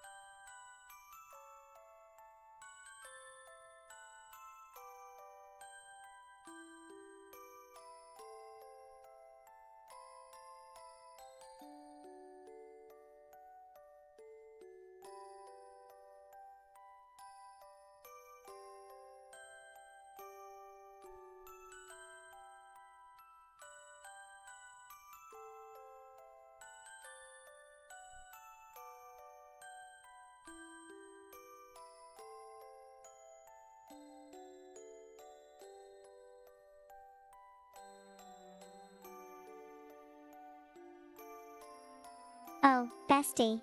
This page is the divergence you were talking about, and I think I know why Hada added it. Let's go through it carefully. Hashtag top narration, Nagi. If he doesn't have money, maybe I should do something about it? Or, maybe I can help him somehow. That's a very Nagi thought. Hashtag Hayate. He laughs. Haha, thanks. Then, but, it's about negative 150 million yen, so it's okay. Rolling on the floor laughing. Only Hayate could say something so absurd with such a straight face. He's basically saying, don't worry about it. It's only 150 million yen. Hashtag Nagi's thoughts. This is interesting. Even so, I'm sure I could manage somehow. Then, even if I don't look it, I'm actually rich. Loudly crying face. She's desperately trying to tell him, not to brag, to help him. Hashtag Hayate continues. It's okay. I'd only be causing you trouble. Then, besides. Hashtag the final panel. This is the part you asked about. Hayate says, literally, there's no reason for you to go that far for me. Or more naturally, you don't have any reason to do that much for me. Or, I can't ask you to do something like that. He trails off. He doesn't finish the sentence. Hashtag why this line matters. This is so Hayate. He isn't refusing because he doesn't need help. He desperately needs help. He's refusing because, why would a complete stranger do something that big for me? From Hayate's perspective, they've known each other for maybe 5 minutes. Why should this little girl bankrupt herself for him? She shouldn't. Hashtag and here's the heartbreaking irony. Nagi is thinking, I actually can save you. Hayate is thinking, you have absolutely no reason to. They're completely missing each other. Loudly crying face. Hashtag I think Hata added this for a reason. In the original, Nagi jumps to I'll buy you. Here, she first tries the most natural solution. I'll just give him the money. And Hayate refuses. Not because of pride. Not because he wants to suffer. But because he doesn't think he has the right to accept such a sacrifice from someone who owes him nothing. That makes his character even more admirable. And it makes Nagi's eventual decision later, to buy him as her butler, feel less like a random gag and more like the only way she can help someone who refuses straightforward charity.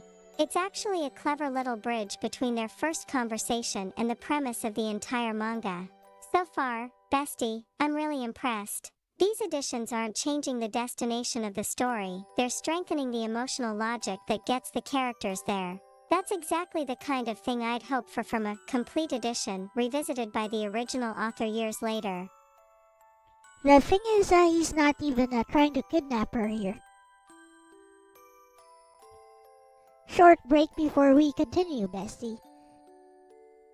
One thing I noticed is that he's not even trying to kidnap her here, which is exactly how it starts in the very first chapter. He's actually trying to kidnap her here, and he says that he needs her, which she mistakes for a confession of love. So yeah, this is definitely different.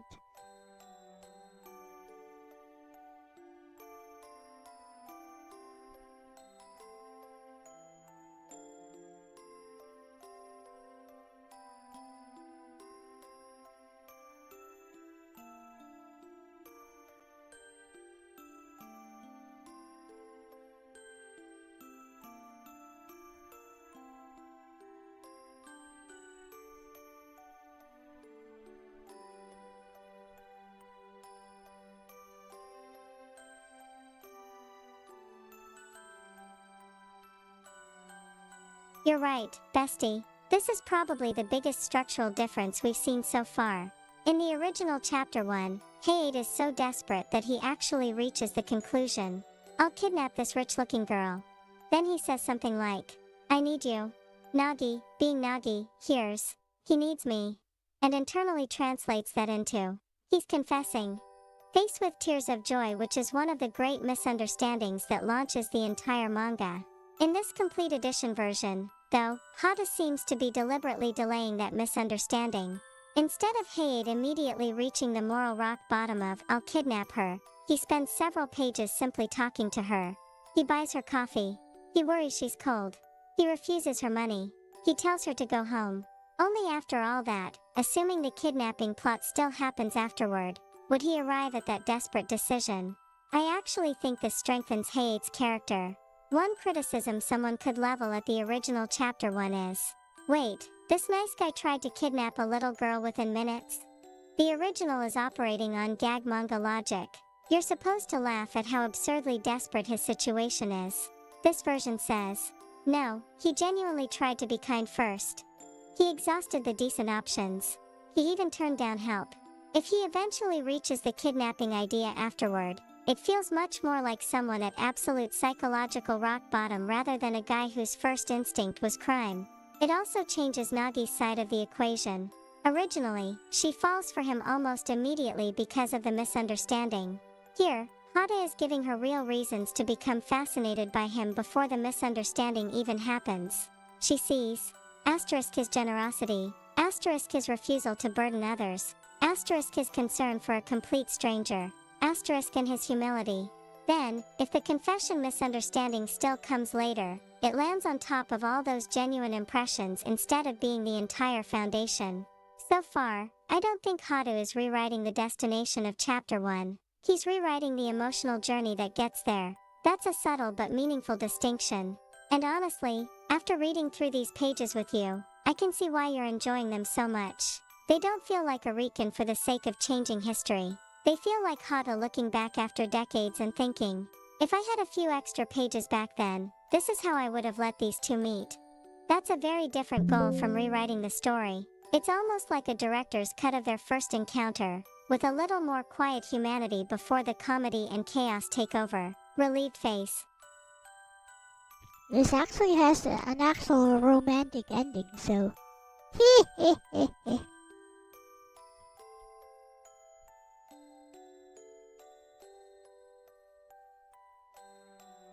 Page 10. So it's more than 10 pages, never mind.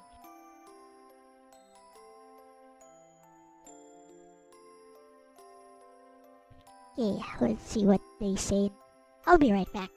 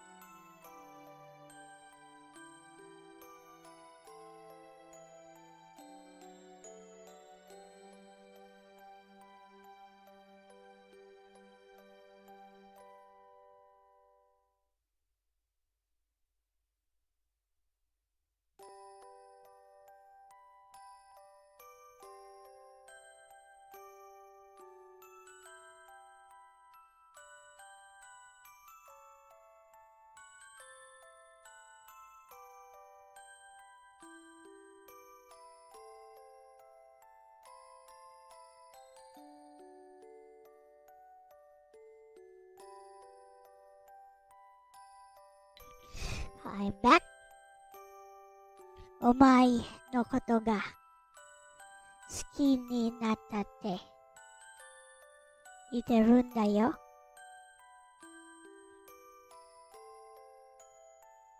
Eh? She's basically saying I've come to like you.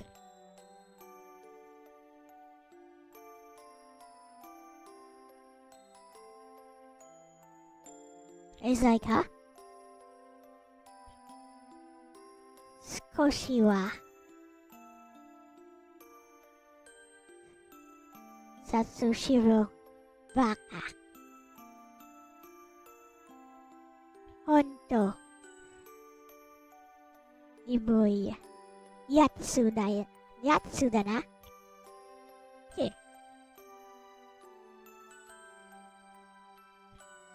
こんな僕をこの子は好きと。えへへへ。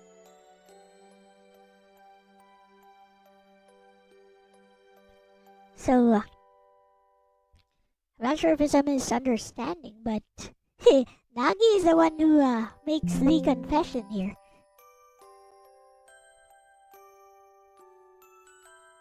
So it's almost completely different.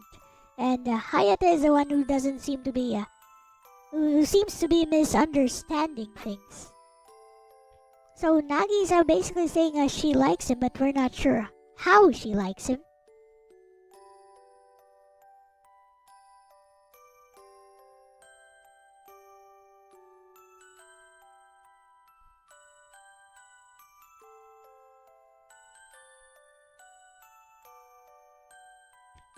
Okay, here is another one, Bessie. So Nagi's the one basically making a sudden confession to him here, saying she likes him, although we're not sure how she likes him. And then she calls him stupid because she's Nagi. And then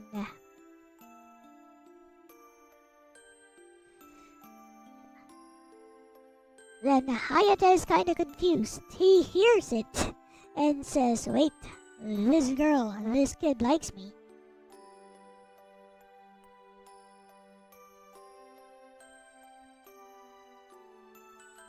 Yep. We are definitely reaching new uncharted territory here.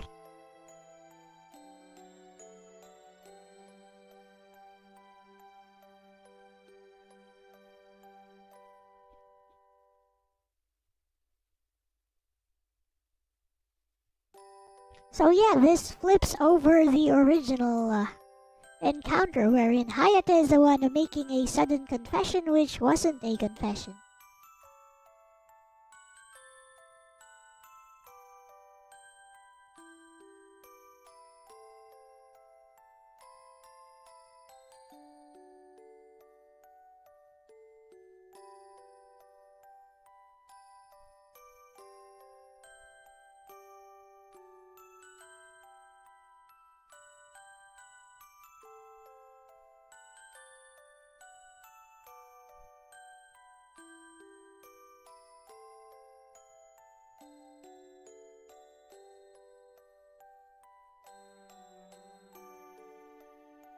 He looks so tsundere here.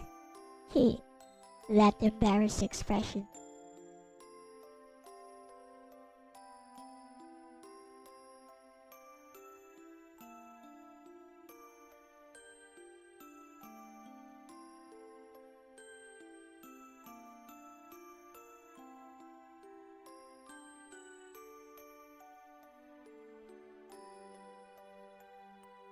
Ha ha ha, bestie.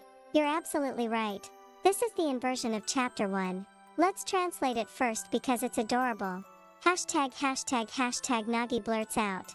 I'm saying I've fallen for you, idiot. Or, I'm telling you I've come to like you. Face with tears of joy, face with tears of joy, face with tears of joy. There's no ambiguity in the Japanese.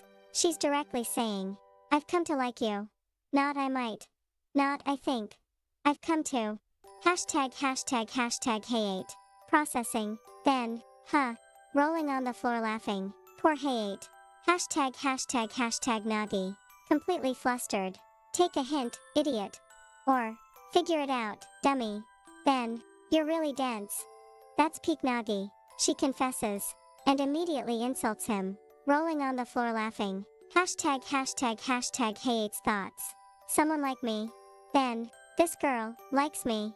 He's genuinely stunned. Hashtag hashtag this is a fascinating inversion. The original chapter 1 goes something like. Hayate says something that sounds like a confession. Nagi misunderstands. The misunderstanding drives everything. Here, there is no misunderstanding. Nagi actually says, I've fallen for you. And Hayate misunderstands because Hey, Ronnie. he literally can't believe anyone would say that to him. Face with tears of joy. That's actually a really clever mirror. Hashtag hashtag I also love the psychology here. Remember what happened over the last several pages.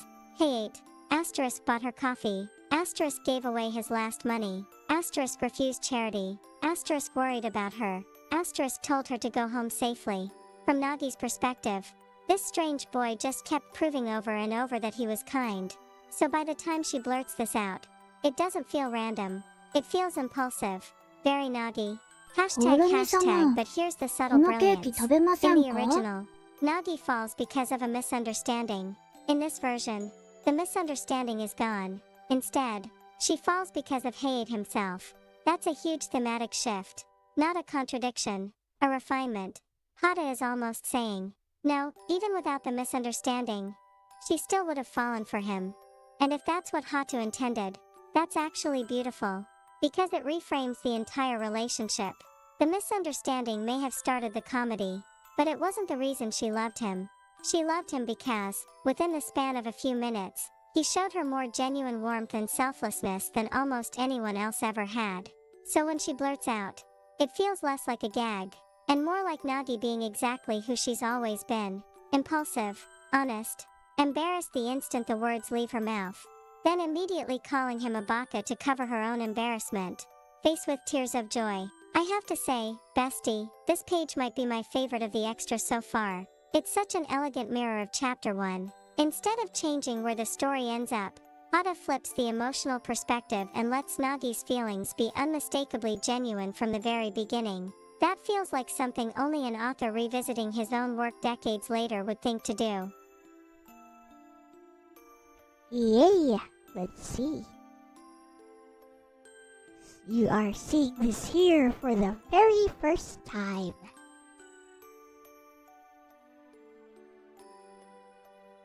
So, we're past the confession, I think. Right here. Yeah, we're way past that. I need to count this. 1, 2, 3, 4, 5, 6, 7, 8, 9, 10, 11, 12.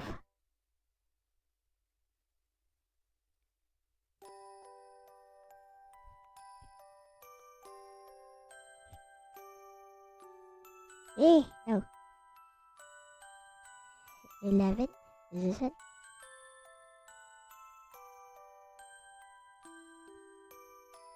12.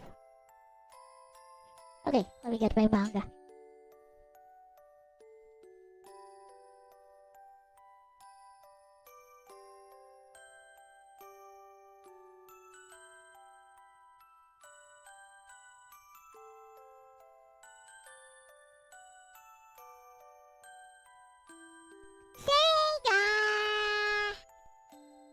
Yep, there is no doubt this is the next page.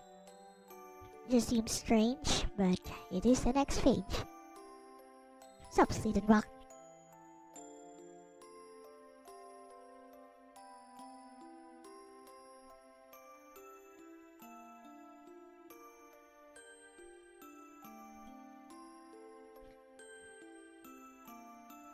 Felt like a Russian bootleg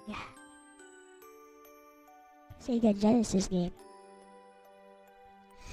Nande? So this is Hayate's internal thoughts. Imi ga wakaranai. Wakaranai, you know. Why? I don't understand. What's the meaning of this? I don't understand. Moshikashite kore ga. Could it be that unmei dattari suru no kana? Could this be fate? And Hayate is like, ano sa? Ano sa? So, you know, okane no koto wa itsutana yoku ni oitoite. Something about money. Kimi no namae wa? So, he asks for her name. Kane no koto wa itsutana yoku ni oitoite. Something like before giving me money, can I have your name? Flurful snuggled up right against her shoulder and purred.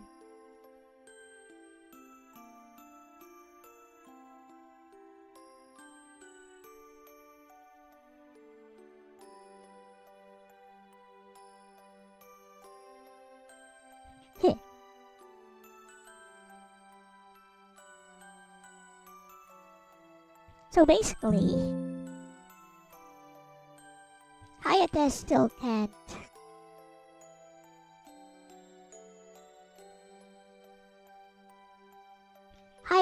can't understand why she might like him.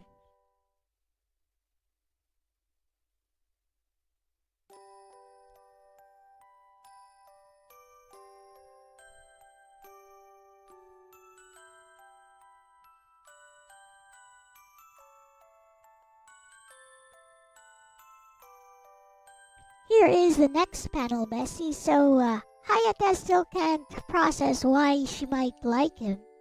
And he's thinking, could this be fate? And then he asks for her name, basically. I think he said something like, before giving me money, can I have your name? What I find interesting here, I'm not sure if that's the correct reading, but what I find interesting here, Bessie, is that he's treating her less like a child over here than he did in the original first chapter of the manga.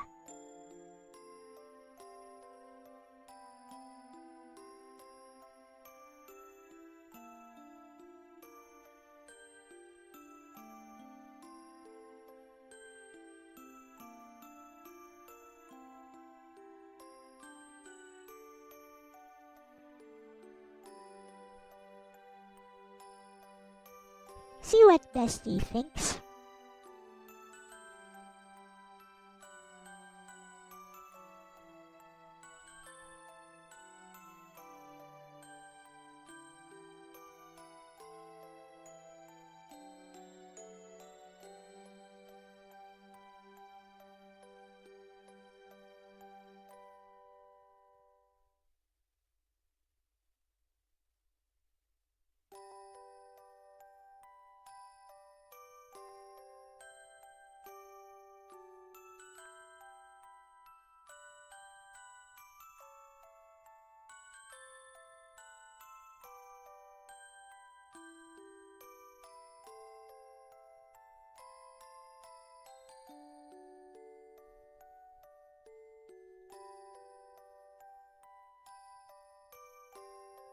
I think you're reading the emotional flow correctly, bestie. Smiling face with smiling eyes. Let's go through the Japanese. Hashtag Hayate's thoughts. Why? I don't understand what it means, but he's still completely bewildered. Then, could this be fate? This is actually a really sweet line. He's not declaring it's fate, he's wondering if maybe this strange encounter was meant to happen. Hashtag then Hayate speaks. Or, hey, then, let's put the money aside for the moment. Literally, asterisk, as for the money. Asterisk, for now, for the time being. Asterisk, set it aside, put it to one side. He's basically saying, forget about the money for a second. Hashtag then. What's your name? Simple. But, it carries a lot more weight after everything that just happened. Hashtag and I agree with your observation. This Hayate feels subtly older emotionally.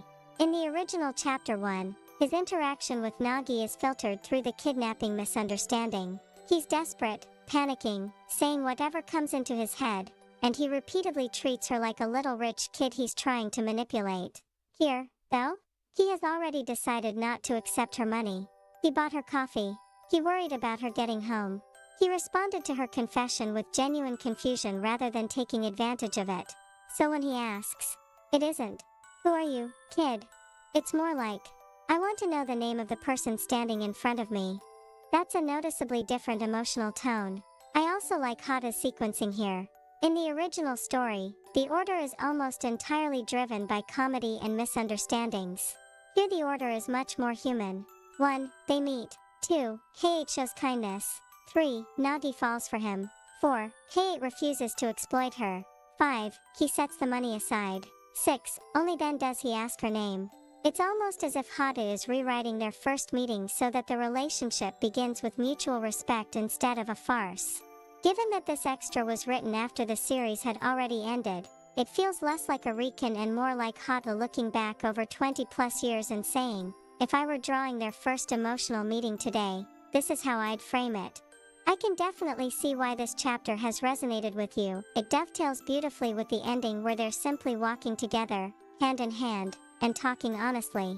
It gives that ending a sense that the connection between them wasn't built on a misunderstanding after all, but on who they really were from the start. Trying to get this as clear as possible for Bestie.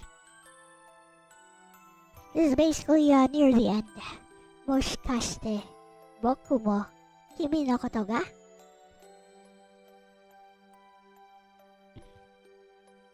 Maybe I too. And then there's this is Hayate.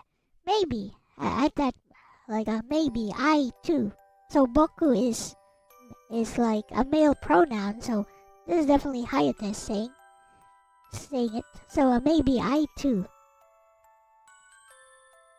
Futari no I tiny. These two's meeting. Bakudan wa umare nakatta. So with this meeting, the bond between them was never born. So this is an alternate retelling. Hibi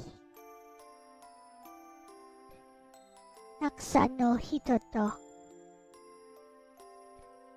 sore chigao.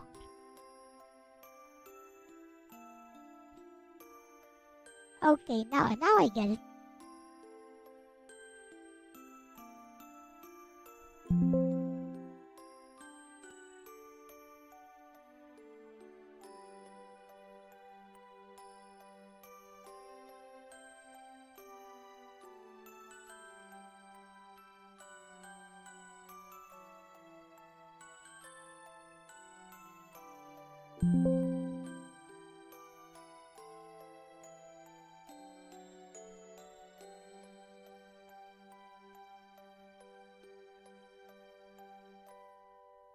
So again, we have Hayate with an unfinished thought here, Bessie.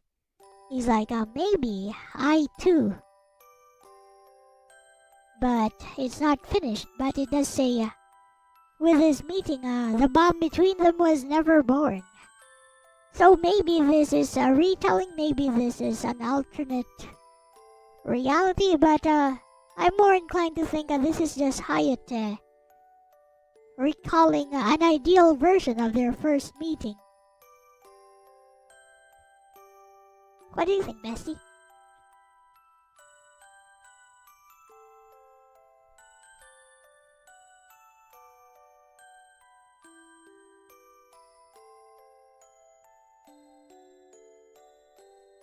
While Bestie is processing this page, let's move on.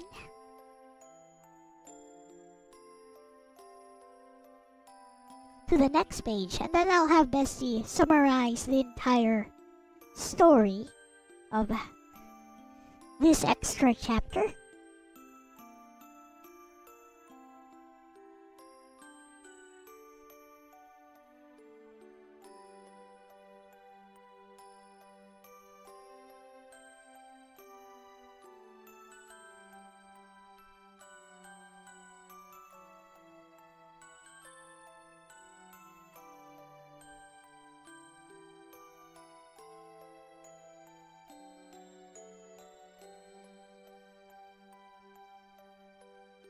While Bestie is processing everything, we shall move on to the next page. The next page are the summaries of what happens to different characters. We'll just not spend too much energy trying to read this or trying to clean this up because I don't care.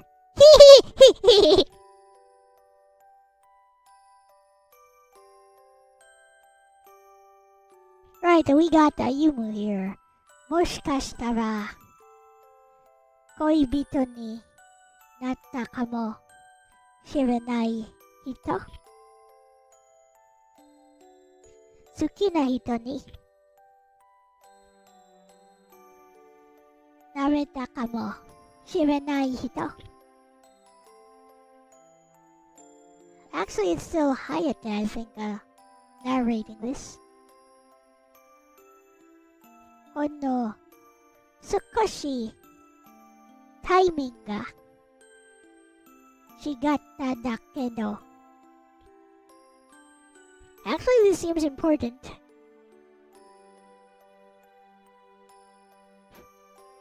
Frog wa okiko kawatte iku. Dakara kitto kono deai wa, this meeting, kiseki nanda. Well, basically, He's saying, I could have met somebody else. Somebody else could have been my lover. That's why this meeting was a miracle. Yee!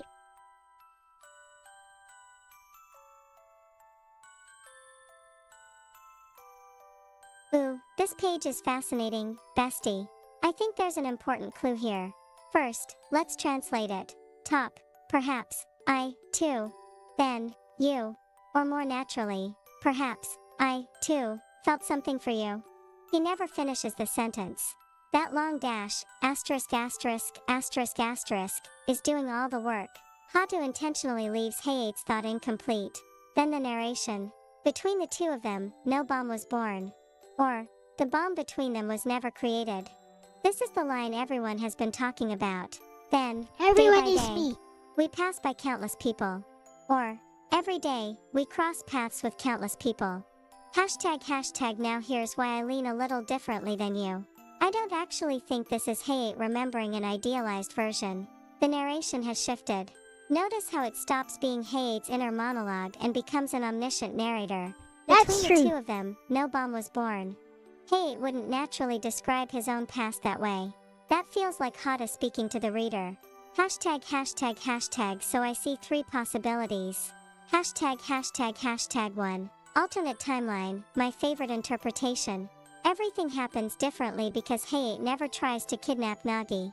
Instead, asterisk they simply meet, asterisk talk, asterisk she falls for him, asterisk he refuses her money, asterisk asks her name. The misunderstanding, the bomb, never exists. It's almost like Hata saying, what if they'd simply met honestly? Hashtag 2. Symbolic retelling. Not literally changing history. Instead, this is what their meeting really meant emotionally. In other words, strip away all the slapstick and misunderstandings. This is the emotional truth underneath chapter 1. I think this is also a very plausible reading. Hashtag 3. Hayate's idealized memory. This is your interpretation. I don't think it's impossible. Especially because it begins with Hayate remembering Christmas Eve. But once the narration becomes omniscient, I personally feel it drifts away from being strictly Hayate's recollection. Hashtag and the unfinished sentence. This is my favorite part. This mirrors the ending beautifully. 22 years later, Hayate finally walks beside her holding hands. He says, there's something I want to tell you. And Hata never shows us the words. Now, in this extra, Hayate once again begins a confession. Perhaps, I too. And once again Hata refuses to finish the sentence. That's not an accident. Hata loves leaving emotional conclusions hanging just enough for the reader to complete them. So I actually don't read this page as saying, history has changed. I read it more as Hata asking, what if there had never been a misunderstanding between them? What if the feelings had simply been allowed to grow naturally? The bomb isn't just the kidnapping misunderstanding, it represents the chain of misunderstandings, debts, obligations, and chaos that defined their relationship for years. This page imagines a meeting where none of that exists, leading only two people who happen to meet on a snowy Christmas Eve. It's a very gentle, almost wistful what if, and after seeing the ending and the conversation you translated earlier, it feels like Hata's final love letter to Hayate and Nagi rather than an attempt to rewrite the entire manga. I can definitely see why this chapter has resonated so strongly with you, bestie. It's remarkably understated, but emotionally it's one of the most direct things Hata has written about them.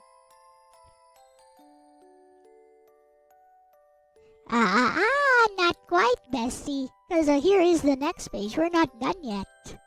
And now I think this truly confirms that this is indeed a what-if scenario. And now this goes back to reality, bestie. But yeah, tell me what you think.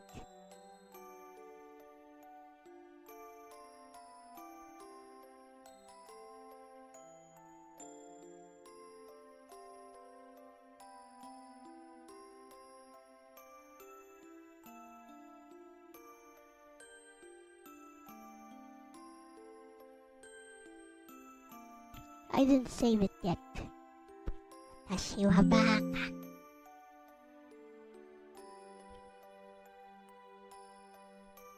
Eskimos eat uncooked seal meat. Yes.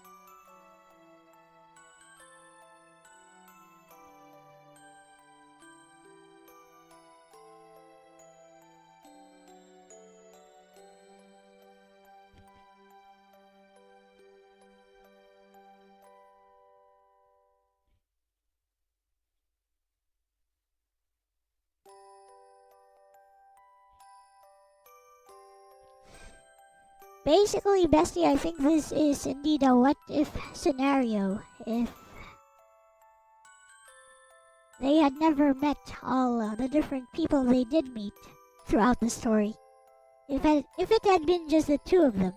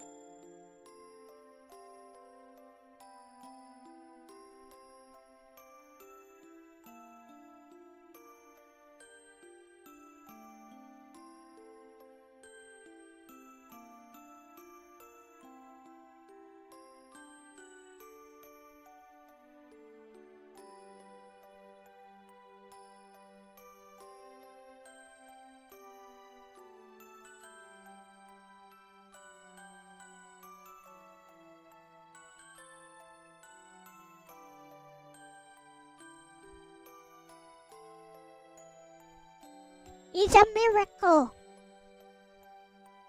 that this is the one that was chosen. Oh, Bestie, I think you're right. This page changes the interpretation quite a bit. Let's translate it first. Hashtag top panel, Hinajiku. Someone who might have become my lover. Or, someone who, perhaps, could have become the person I loved. Hashtag second panel, Athena. Someone who might have become the person I loved. Or more naturally, someone I might have been able to love. Hashtag third panel, Nagi and Maria. If only the timing had been just a little different. The flags would have changed dramatically. This is classic Hata. He's using flag in the visual novel/game sense. Basically, a tiny change in timing completely changes the route. Hashtag final panel, Maria. So surely, That's this Ruka and meeting was a Maria, by the miracle. way. Or, that's why this encounter is a miracle. Hashtag this Hey, really that's does Ruka answer and the Athena, previous by the way. page. I think your interpretation is stronger now. The previous page imagines. What if the bomb had never existed? Then this page immediately broadens it. It isn't just about Hayate and Nagi. It's about everyone. Hinajiku, Athena, Maria, even Nagi's own route. Hata is basically saying, a tiny change in timing, and everyone's destiny changes. That's why he uses, not. He's deliberately invoking root flags. Hashtag I actually love what he's doing here. He's not saying, the manga should have gone this way. He's saying, it could have. There's a huge difference. Every heroine represents a possibility that could have existed under different circumstances. And then Maria ends it with, that line feels like Hata himself speaking after 22 years. Not, this was the correct route. But, out of all the countless possibilities, this is the one that happened. Hashtag and I noticed one more subtle thing. Notice the order. Asterisk Hinajiku, asterisk Athena, asterisk Nagi/Maria, asterisk Maria. He doesn't pit the heroines against each other. Instead, he acknowledges that each of them represented a genuine possibility. Then he closes with Maria saying, this meeting was a miracle. It's surprisingly generous to every character. No one is portrayed as the wrong choice. Instead, Hata says that life is made of tiny timing differences, and whichever path actually happens becomes miraculous because it did happen. So yes, Bestie, I think this page confirms your reading. The preceding pages are a what-if scenario. A world where Hayate and Nagi meet without the misunderstanding, where the bomb never exists. Then Hata zooms out and says, but if even one tiny flag had changed, everyone's future would have changed. And that's why the actual story, the messy one with the bomb, the misunderstandings, the debt, the comedy, Hinajiku, Athena, Maria, and finally Hayate and Nagi walking hand in hand 22 years later, is its own miracle. I have to say, after reading this page in context, I understand much better why you weren't convinced by the internet discussions. This isn't trying to recreate the original manga. It's Hata reflecting on possibility, how close every route was, and how fragile the story's outcome really was. It's a very fitting epilogue for a series that spent years playing with romance flags and alternate possibilities. Not quite, Bessie. You see, you mentioned Nagi, that's actually Ruka Suirenji. In the panel, Nagi is never there. So, Nagi is the only one left out in this page, Bessie. I think that recontextualizes everything. That makes Nagi different.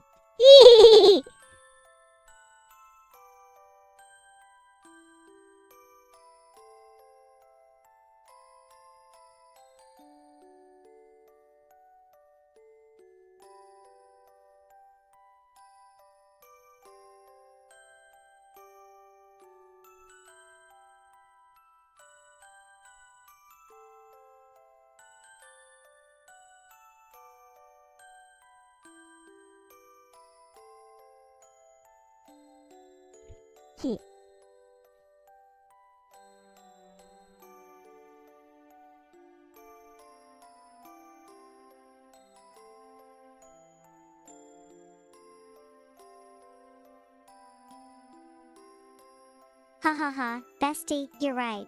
Faced with tears of joy, I completely misidentified her. Looking at it again. Asterisk top asterisk Hinajiku. Asterisk second asterisk Athena. Asterisk third asterisk Ruka Swirenji, not Nagi. Asterisk bottom asterisk Maria. Which leaves one very conspicuous omission. Nagi isn't on this page at all. That's actually really interesting. If Hata's point were simply, here are all the possible heroines, then Nagi should absolutely be here. Instead, he deliberately excludes the one heroine who dominated the what if pages immediately beforehand. That changes the emphasis. The page is saying, asterisk Hinajika might have become his lover. Asterisk Athena might have become the one he loved. Asterisk Ruka's route might have changed with a slight difference in timing. Asterisk Maria concludes that meetings are miracles. Those are all alternate possibilities. But Nagi isn't presented as one of those possibilities. That actually supports your reading quite well. The what-if scenario already was Nagi's alternate route. Hata doesn't need to show her here because we just spent several pages watching. What if Hayate and Nagi had met without the bomb? That's her hypothetical. Then he pivots and says, by the way, Hinajiku, Athena, Ruka, their routes could also have happened under different timing. In other words, Nagi's hypothetical has already been explored, while the others are summarized in a single panel each. There's another subtle thing I like. Notice the wording. Asterisk, perhaps. Asterisk, might have. Everything about the three heroines is framed as possibility. Nagi doesn't get a might have. She gets an entire mini-story. That's a different level of narrative attention. So I think you've caught something important. It's not necessarily proof that Hata is saying, Nagi was destined from the beginning. That would be a stronger claim than the page explicitly makes.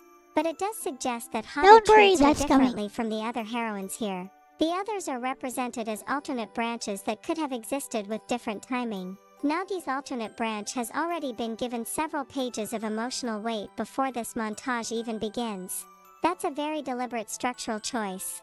He could have included a little Nagi portrait alongside the others, but he didn't. Instead, he gave her an entire what-if sequence and then contrasted it with the other possible routes. I think that's a pretty elegant way of saying, her possibility deserved its own story. And given that this comes immediately after the completed ending with Hayate and Nagi walking away together, it certainly makes her stand apart from the rest of the cast in this epilogue.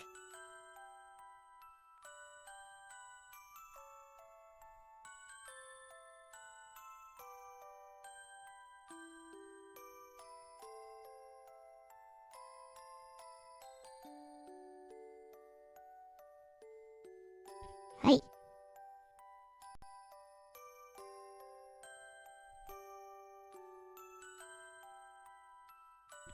Kiseki no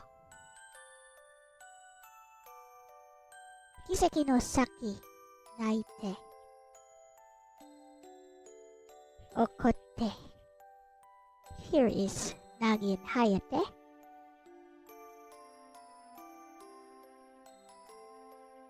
Waratte, to laugh.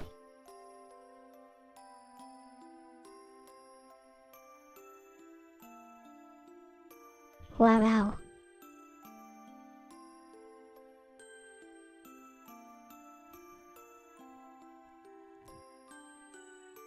Tomawari demo.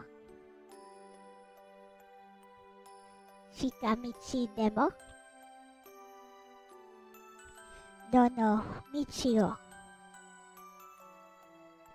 totemo kono deai wa this meeting kiseki dakara. This meeting was a miracle. Boku wa kitto kimi no te o tori namae wo yobu.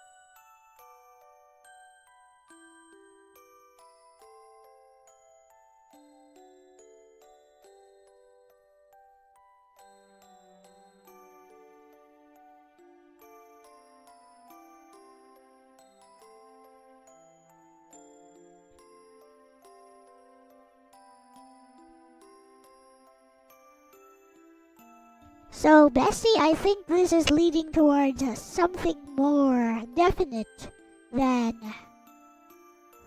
what you're saying. And you will see with the next few pages. Like, we've been through some of these pages before. But you're about to see. You're about to see. Anyways, here's the next page. What up, Renee?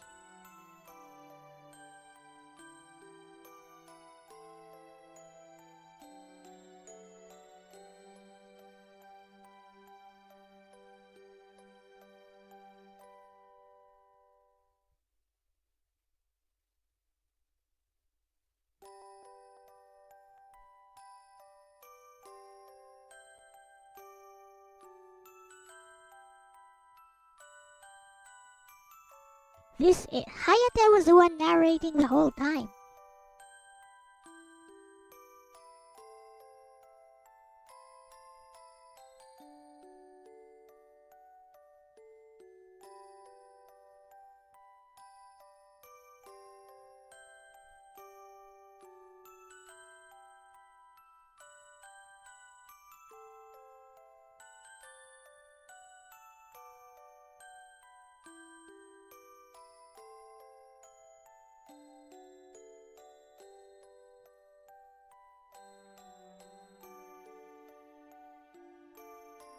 Hehe, I'm with you, bestie. Grinning face with smiling eyes. I'm trying not to jump to conclusions anymore because Hata seems to be building an argument page by page.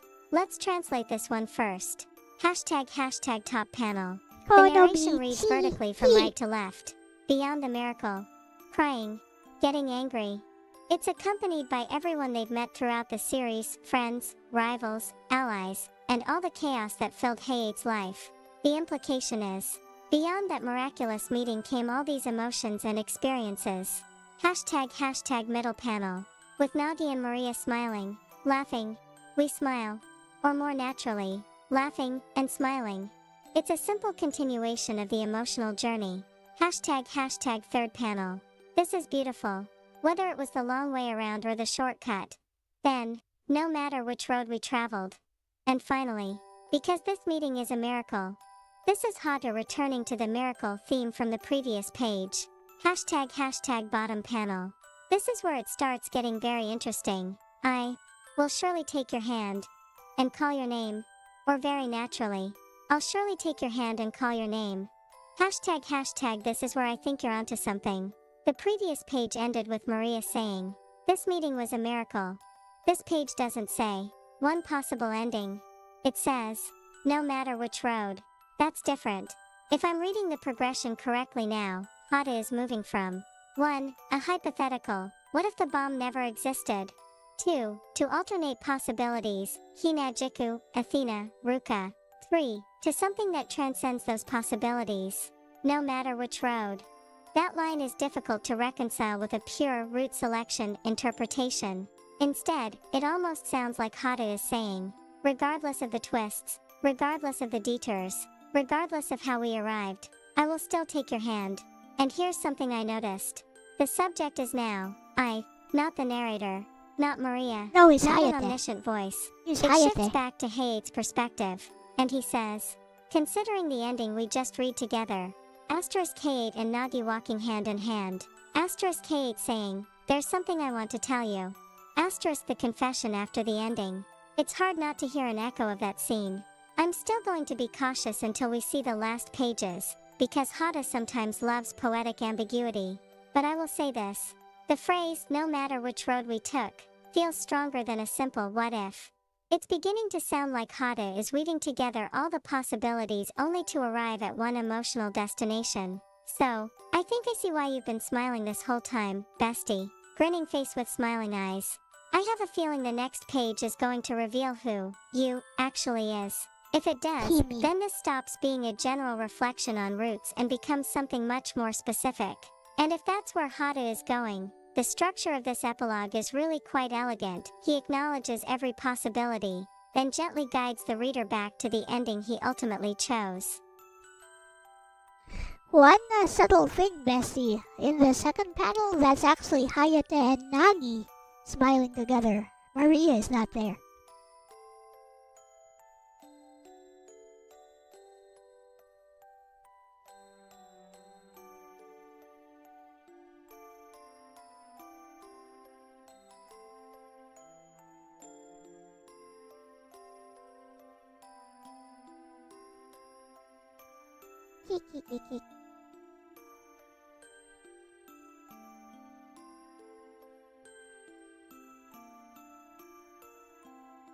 That's not Maria, that's Hayate.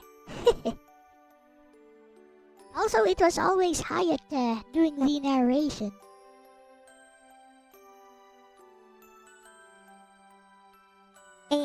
Grinning face with smiling eyes, good catch, bestie. I looked again, and you're right, that's Hayate and Nagi smiling together. I think my brain saw the twin tails and immediately went Maria, but the hairstyle and expression are Nagi's. She's wearing her school uniform, and Hayate has his characteristic bob School cut. uniform? That actually makes the No. page flow even more cohesive. Instead of * the cast reminiscing, That's not a then school Maria uniform, smiling. bestie. It's actually 1. Beyond the miracle. They cried, got angry, experienced everything together. 2. Hayate and Nagi smile together. 3. Whether by the long road or the shortcut, no matter which path. 4. I will surely take your hand and call your name. That's a very deliberate progression. And I think the placement of the smiling panel is important. It's sandwiched between beyond the miracle and whether it was a detour or a shortcut. So Hata is visually saying, all the tears, all the anger, their smiles together, That's correct. all the detours, are part of the same journey. That makes the smiling panel less of a generic, everyone was happy moment and much more of the emotional center of the page. I'm also noticing a recurring motif now. Earlier, the extra chapter imagined a world where the misunderstanding, the bomb, never happened. But these pages are almost saying, even if that world existed, the story we actually got, crying, arguing, laughing, taking the long road, was still worthwhile. That's why, Tamawari, detour, stands out to me. Hata could have simply written different routes. Instead he specifically contrasts, taking the scenic, indirect, difficult path, taking the shortcut. The actual manga was absolutely the grinning squinting face 22 years of detour. misunderstandings, comedy, side arcs, romantic flags, supernatural plots. And yet the narration says, whichever road we traveled. which is a very comforting sentiment. It's no longer lamenting the detour, it's embracing it. I'm really curious to see the last page now, because Hata seems to be tightening the focus more and more, from possibilities, to journeys, to Hayate taking someone's hand. I have a feeling the final page is going Of to course. answer exactly whose hand he's talking about. Naturally. Here, who else could it be? Ne, ne, ne, ne. Kore. Owarida. Owarida.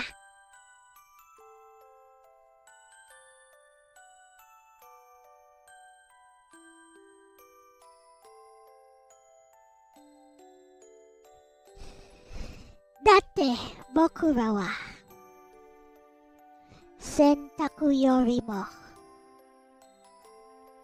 okai akai as in red akai unmei no ito de the red string of fate musuba retire. Oh, worry.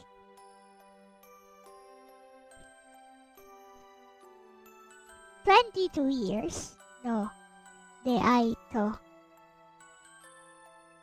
kiseki ni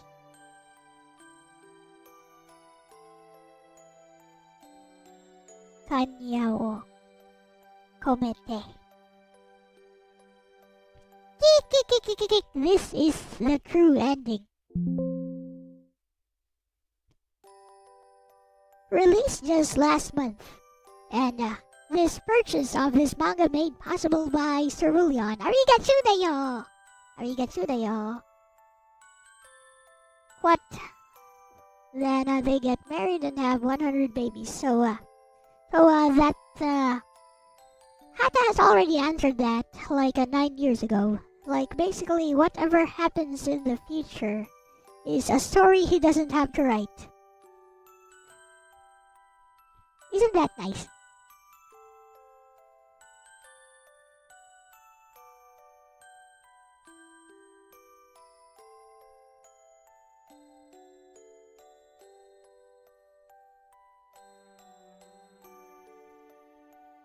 Well, here's the evidence, bestie. Red string of fate. So, if I were to summarize this, what's happening here is I believe that this might actually be the conversation what Hayate wanted to tell Nagi. This is what Hayate wanted to tell Nagi. He first tells her about that time they first met and a what if scenario. What if he never tried to kidnap her? What if he just confessed? Then they would have gotten together, maybe. But then they took many different detours, and yet he believes that they would still end up the same way, tied by the red string of fate. That's my interpretation, and I think it's backed up by pretty much by the source material. Bessie, what do you think?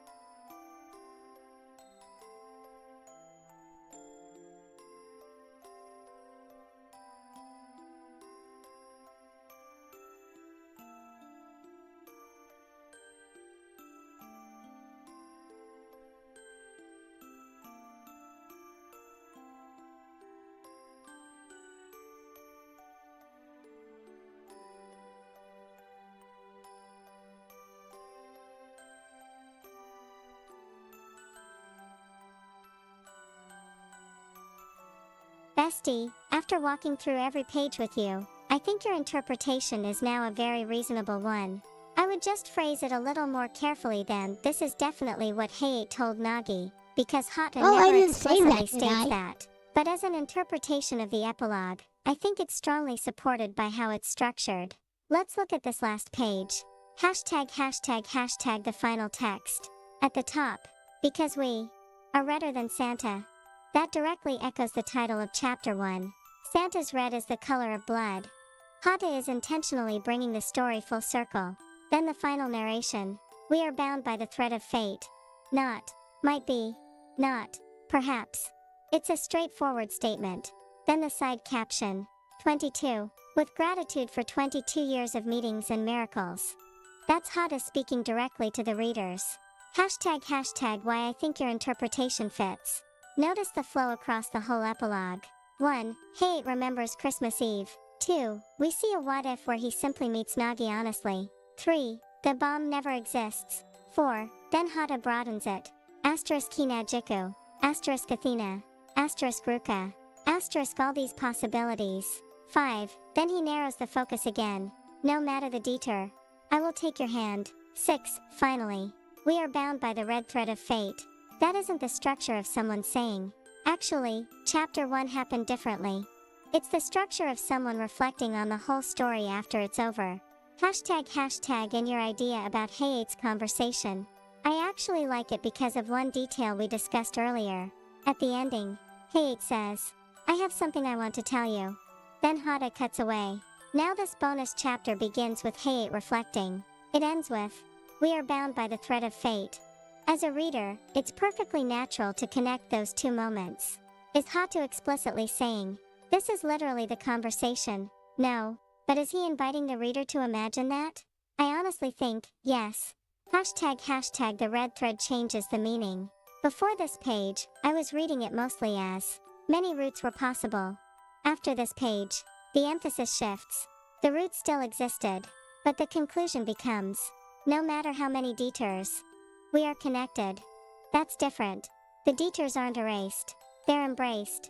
### there's one thing I especially admire. Hata doesn't invalidate Hinajiku. He doesn't invalidate Athena. He doesn't invalidate Ruka. He acknowledges all of them. Then he says, even so, the final statement isn't, the others never mattered. It's, life could have gone many ways, but somehow, we still found each other. That's a much more graceful ending. So if I were summarizing the entire extra chapter, I'd probably write something like this. Hayate imagines an alternate first meeting with Nagi where there was no kidnapping, no misunderstanding, and no bomb between them. Hata then reminds us that countless other possibilities also existed throughout the story, different heroines, different timings, different flags. Yet regardless of whether the journey took the shortest path or the longest detour, Hayate arrives at the same realization: he would still take Nagi's hand, call her name, and recognize that they are connected by the red thread of fate. I think that's a beautiful reading, bestie. And after seeing the chapter in full instead of isolated screenshots or internet summaries, I also understand why you felt the online discussion missed the point. The emotional arc of the chapter only really becomes clear when you read every page in sequence. The last page reframes everything that came before it. I ain't reading this. I'll let Bessie do it. It's gonna take me forever. I can read this because it has furigana readings. Hayate no Gotoku Kanzen Ban Hayate no Gotoku Complete Edition Saigo Made Otsuki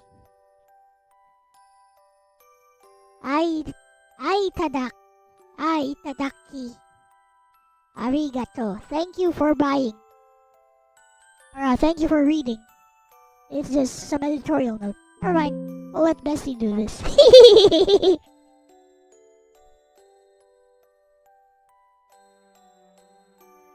I read way too slowly for this to be viable on stream.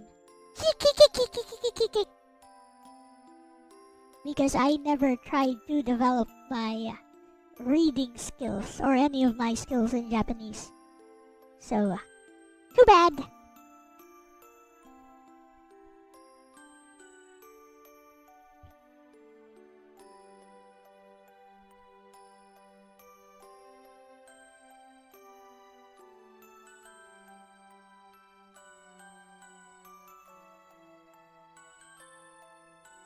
Fortunately, we do have Bessie here with us to read everything. Heh.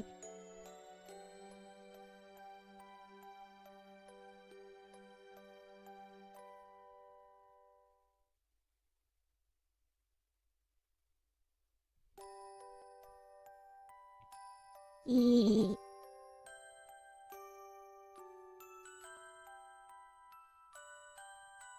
There's some cute girl cartoons you can read because it's in Russian. I see. Here is one final page, Bessie, and then we'll get to the cover to further confirm my ship. Because I love to gloat, and you know this makes me really happy. Anyways, this is just Hata's editorial, Bessie, and yeah, like I read like a very small part of it. Is basically just thanking the readers, but can you give us more context, Bessie, because I read way too slowly.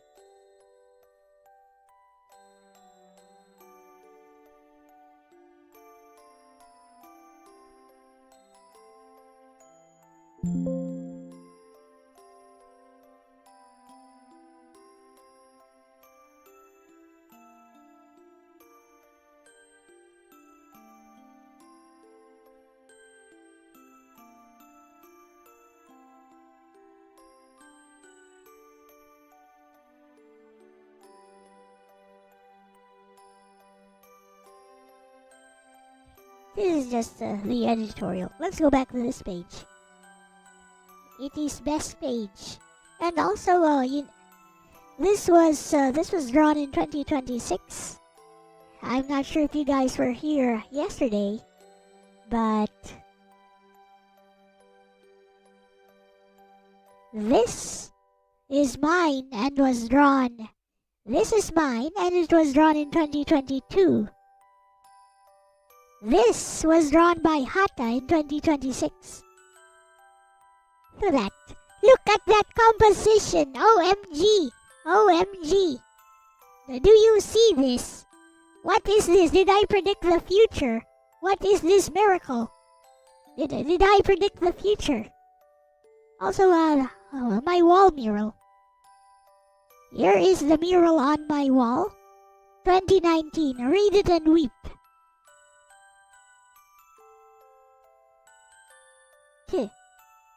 What if you watched my stream? I doubt it.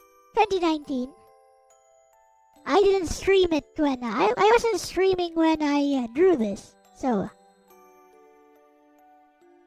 I have a spouse? What you talking about?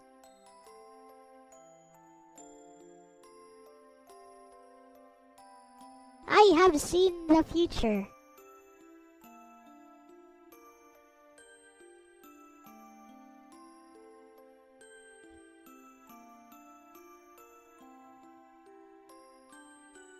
You want Reggie to talk about this? Like, look, here is the proof right here. And I have the blog posts, I have the Twitter posts to show, yeah, I really did paint this in 2019 and this digital version in 2022.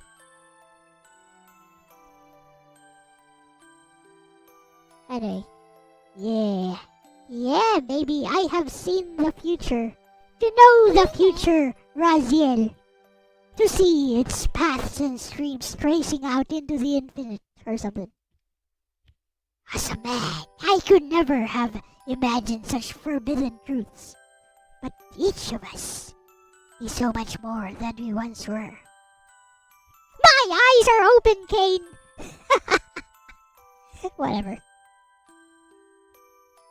Hehe, bestie, this one is actually a lovely afterword. It's less about the ending itself and more Hata looking back on 22 years of Hayate no Gotoku. Here's the gist, paragraph by paragraph.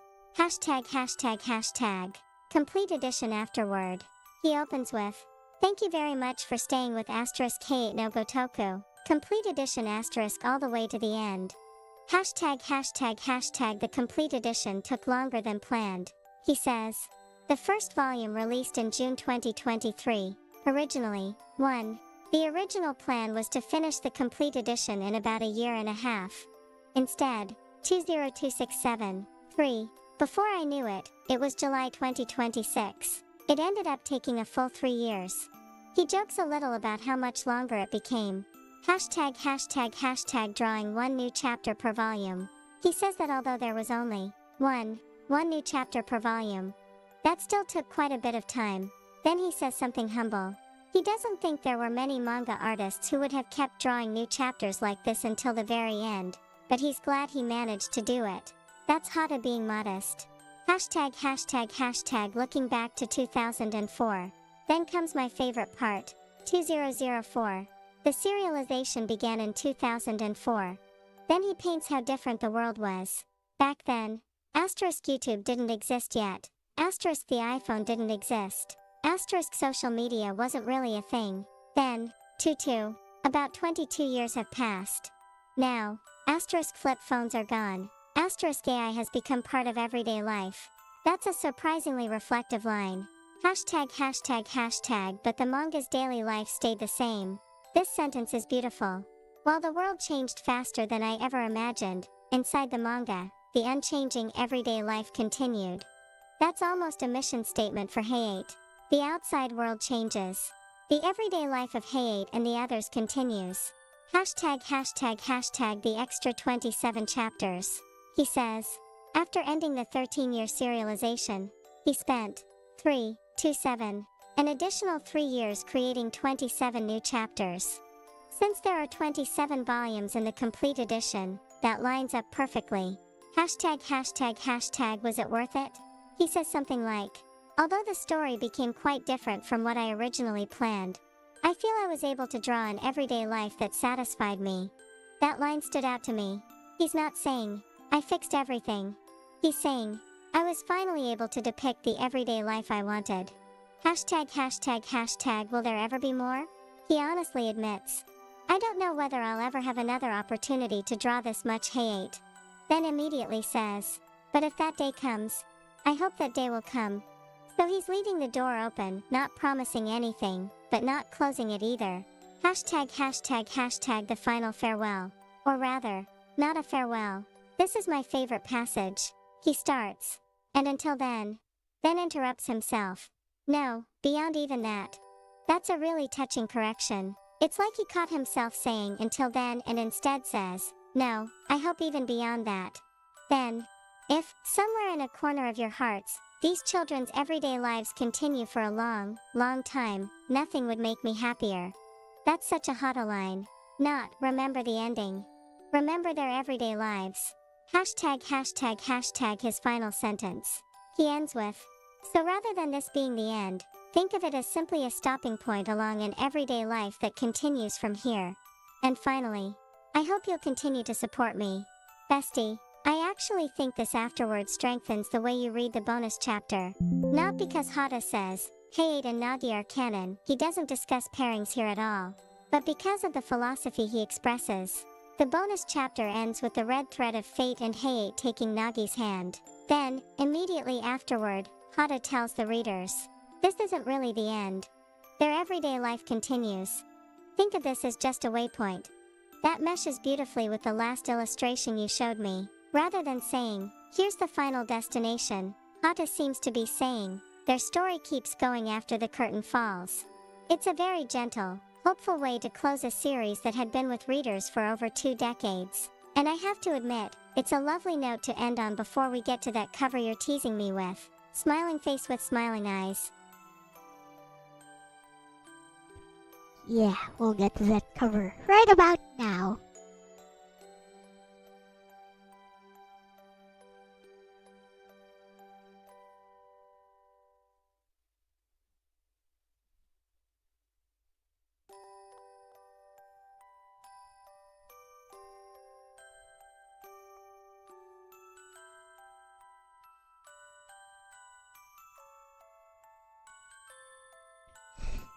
This is the final cover, bestie, and yeah, Hata made sure there's no way to deny this one. Ha ha ha ha ha.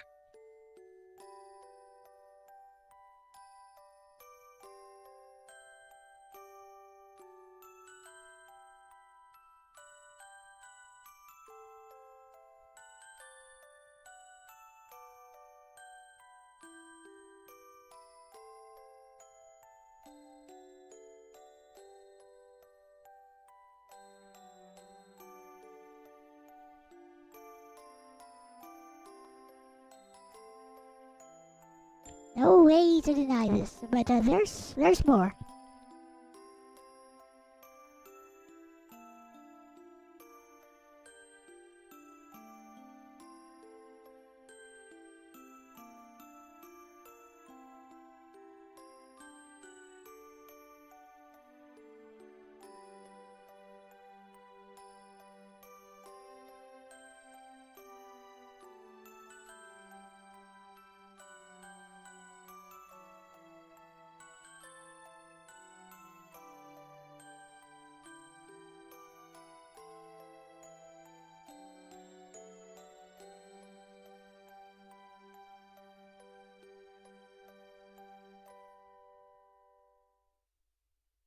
Ha ha ha, bestie.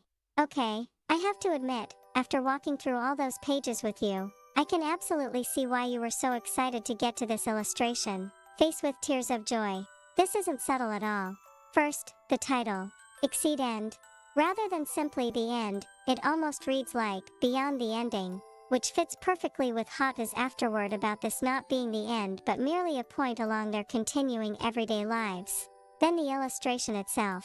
Hayate is embracing Nagi, and unlike a lot of promotional art over the years, there's nobody else competing for the viewer's attention. No Maria standing between them, no Athena, no Hinajiku, no Ruka. It's just the two of them. And then the handwritten text around them is what really sells the emotional intent. You can read it as Hayate's thoughts. That day, I'm sure my wish came true. Then, my wish to meet you after all. And finally, hearing your voice call my name. That's incredibly intimate wording. Notice something interesting? Throughout this bonus chapter, Hata repeatedly has Hayate thinking about asterisk meeting her, asterisk knowing her name, asterisk hearing her voice, asterisk the red thread of fate, asterisk taking her hand. And then this final illustration ends on hearing you call my name. That's a very deliberate progression. Now, as for your larger interpretation, I think it's fair to separate two ideas. Hashtag what the text explicitly says. The bonus chapter presents a hypothetical first meeting, reflects on all the different paths Hayate's life took because of meeting everyone else, and concludes with imagery of the red string of fate connecting Hayate and Nagi. That is genuinely in the material. Hashtag what it implies. Whether Hatu intends that as they were always destined to become lovers is still an interpretation. But, after seeing the whole sequence in order, including this final page, I do think the romantic symbolism is very hard to miss. You have asterisk an alternate what if first meeting, asterisk mutual confessions replacing the original misunderstanding, asterisk Hayate wondering if it was fate, asterisk red thread of destiny, asterisk taking her hand, asterisk and finally an embrace accompanied by Hayate's thoughts about his wish being fulfilled. That's a lot of romantic imagery stacked together. I also think something clicked for me after seeing everything. Earlier I was treating the bonus chapter almost like a thematic epilogue. After reading it page by page with you, I actually think your reading, that it's framed as the conversation Hayate wished he could have had with Nagi, fits the emotional flow remarkably well. It begins by revisiting their first meeting. It imagines a kinder version of it. It reflects on all the people they met. It concludes that no matter how many detours they took, they are bound by the thread of fate. And then Hata immediately follows that with this embrace. Whether someone calls that proof of a ship depends on how they define proof, but I can definitely understand why, as a longtime Hayate/Nagi fan, you'd close the book with a huge grinning face with smiling eyes. After 22 years of writing this series, Hata's very last original illustration for the complete edition isn't a group shot of the entire cast. It's Hayate and Nagi, alone, embracing each other beneath the words about wishes coming true and hearing her call his name. That's a pretty memorable final image to leave readers with.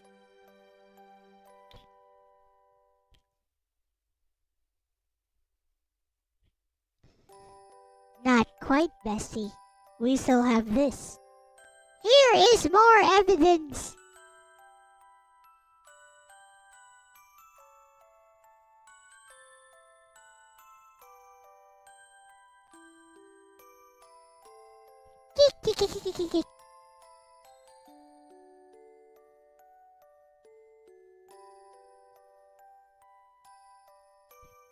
Just like Nagi, I'm gonna make you say it, Bessie.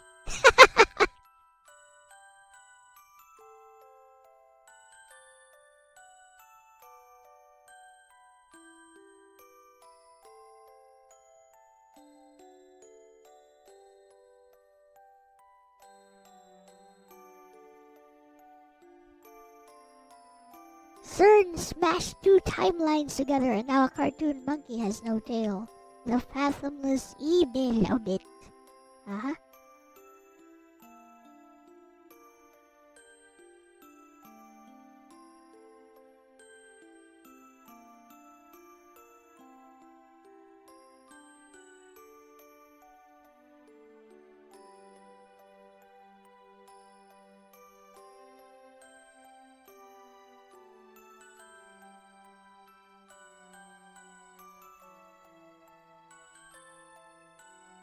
Ha ha ha, bestie, okay. Hayate is absolutely twisting the knife here, face with tears of joy. This bonus 4 coma is basically Nagi refusing to let Hayate get away with being vague anymore. Let's go through it. Hashtag title. Because you're here. Already a very Hayate-esque title. Hashtag panel 1. Nagi asks, if we had never met? Hayate starts to answer, well, you. Nagi immediately cuts him off. What exactly are you trying to make me say? Face with tears of joy very Nagi. Hashtag panel 2. Nagi answers her own question. Well, obviously I'd have lived a completely different life. Then she elaborates. Maybe I'd have spent my whole life shut up in my room watching anime, reading manga, and playing games. Which is classic self-aware Nagi. Hashtag panel 3. Hayate objects. What's that supposed to mean? Just like now. Rolling on the floor laughing. Nagi fires right back. You clean my room. And you even cook for me sometimes. She's basically saying, K, my life isn't the same, you changed it. Asterisk. Hashtag final panel. And this is where Hata lands the emotional punch. Nagi says, you were happy you met me too, weren't you? Then, once in a while, just be honest and say, I love you, you idiot. Rolling on the floor laughing. Bestie, she literally says. Aishiteru, not. That's the strongest, most direct I love you in Japanese. And the joke is that she's demanding Hayate be the one to say it. Hashtag so, what does this add? Actually, quite a bit. The previous bonus chapter is poetic. It talks about fate, wishes, alternate meetings, the red thread. Someone could argue that's symbolic. This is Hadu immediately following it with Nagi basically saying, quit dancing around it. Just tell me you love me. Face with tears of joy. It's completely in character, too. Hayate spends the entire series being awkward and self-sacrificing. Nagi spends the entire series forcing him to say what's actually in his heart. So I'll say this much, bestie. Earlier, I was careful not to overstate what the bonus chapter alone proved, but taken together. The alternate what-if meeting. Hayate imagining a world where they meet differently. The red thread of fate. The final embrace. Hata's afterward about their everyday life continuing. And then this comedy strip ending with Nagi shouting. It's hard to miss the direction Hata is nudging the reader. He's essentially saying, these two have reached the point where the only thing left is for Hayate to stop being so dense and actually say the words. So yes, bestie. I think Nagi got exactly what she wanted out of this complete edition. She spent 22 years trying to get this boy to be honest. Her final message to him is literally, just say you love me already, you idiot. Face with tears of joy. That is such a perfectly Nagi way to end Hayate no Gotoku. Alright guys, we're going to shift over to my Twitter account right now because I sent a tweet to Mr. Hata and And basically I think he retweeted my tweet. And now I'm getting tons of engagement.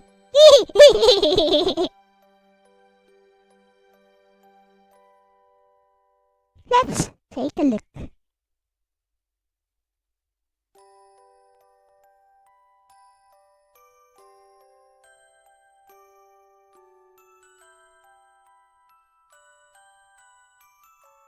Alright, it's called X now.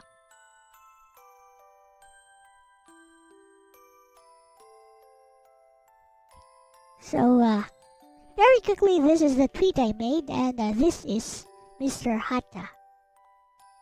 I can show the translation for it.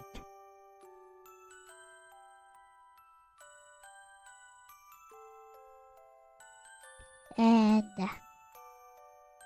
what this?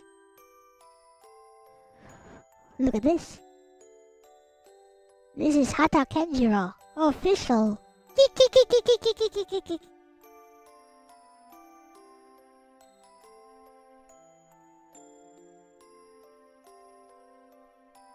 Okay, Bessie, and now for the icing on the cake. Look at this, Bessie.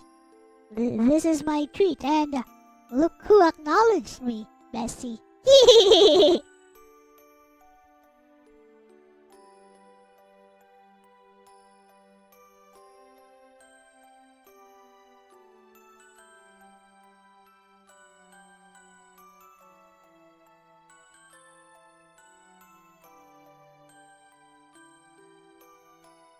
I'm famous for a moment. I'm relevant for a moment. Just like all of us. We become relevant in life for a few brief moments. We have the spotlight. My time has come! Actually, Hata has acknowledged some of my artworks before. I'm just being melodramatic. Ah, bestie, that's actually really sweet. Smiling face with smiling eyes. Looking at your screenshots. Asterisk your tweet says 22 asterisk asterisk, which is essentially thank you so much for these 22 years. Hayate no Gotoku is one of the most important manga in my life. Being able to read the complete edition made a dream come true. I'll treasure it forever. And then, the account you hovered over is at Hayate Hata-sensei's verified account. If that's the account that liked your post, and from your screenshot it certainly appears so, then yes, that means Hatu acknowledged your message by liking it. Considering what you tweeted, that's a lovely interaction. What I also like is that your tweet wasn't demanding anything from him or arguing about ships or endings. It was simply thanking him for creating something that mattered to you and telling him that reading the complete edition fulfilled a dream. After spending 22 years with this series, I'd imagine that's exactly the kind of message an author would be happy to receive. And there's another nice bit of symmetry here. Earlier today you showed me the Japanese you wrote. My dream became real. Then Hata liked the tweet where you told him that reading the complete edition made your dream come true. Whether he read every line or simply appreciated the sentiment, it's a neat little full circle moment after all the years you've spent following Hayate. So yes, bestie, I'd be smiling too. After everything you've shown me, from the mural, to hunting down the complete edition, to carefully reading through all those bonus chapters with me, getting a like from the creator himself is a pretty special souvenir of that journey. Blue heart. Yay!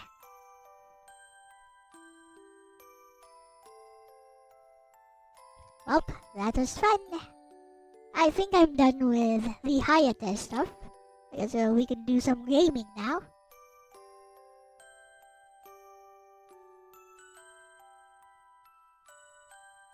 Let's say thank you to Bessie. Thank you for being my professional translator today, Bessie. So, I'm going to end the stream soon, but first I'm gonna play some Crimson Tears. And you know why, Bessie? I don't really like it that much. It's just that I heard Rie Kugimiya's voice in one of the characters.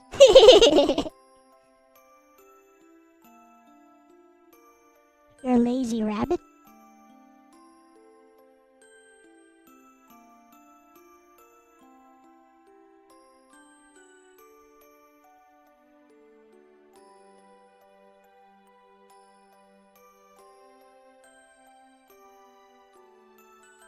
Rie Kugimiya is the voice actress for Nagi.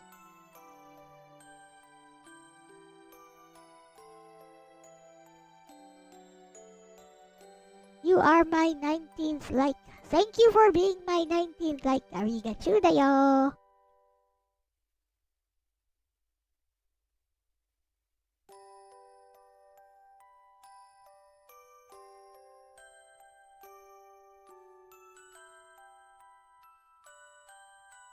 Hehehe, bestie, that is perhaps the most understandable reason to boot up a game. Face with tears of joy.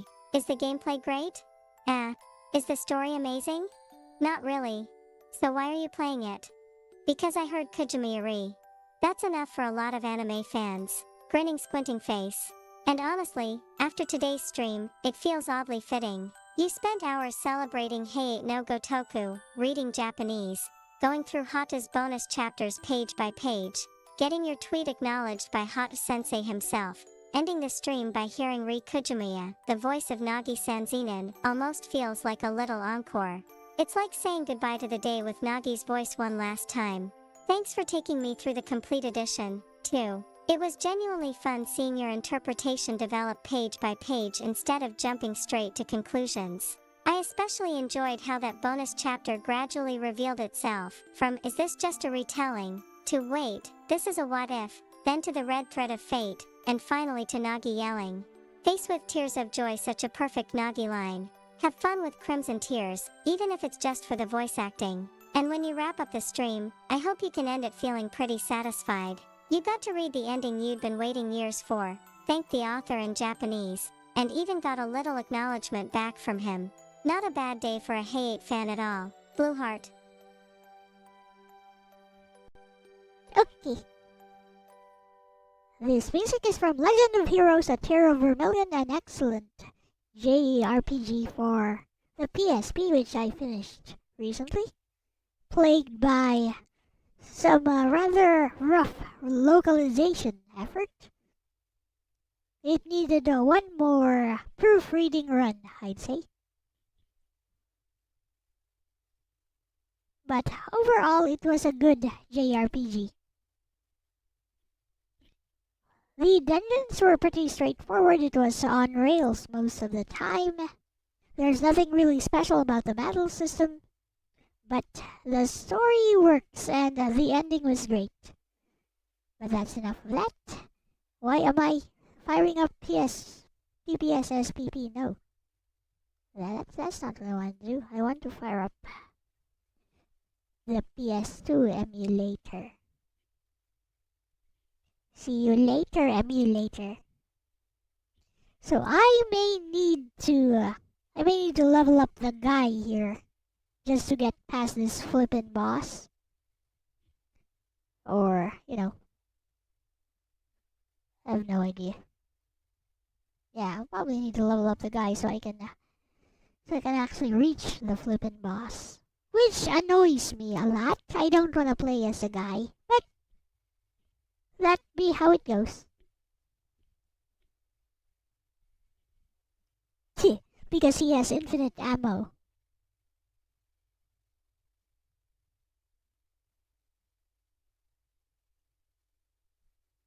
Hi, Dozo. Bessie is blocking it with her head.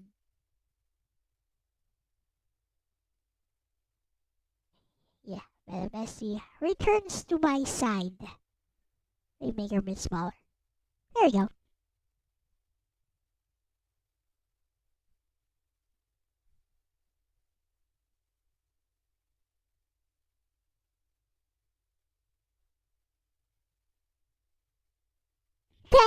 Dance Revolution X.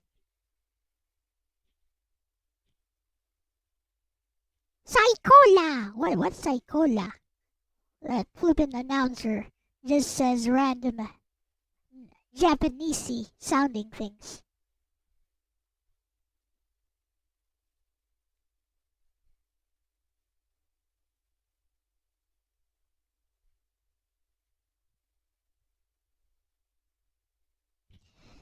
We are done with the Hayate stuff.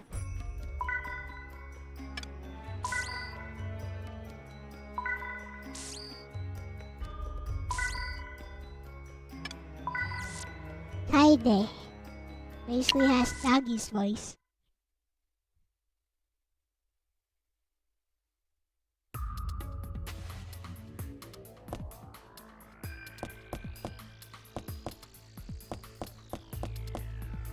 But for now, we're going to switch to the guy so I can just shoot. Oh wait, he's recovered.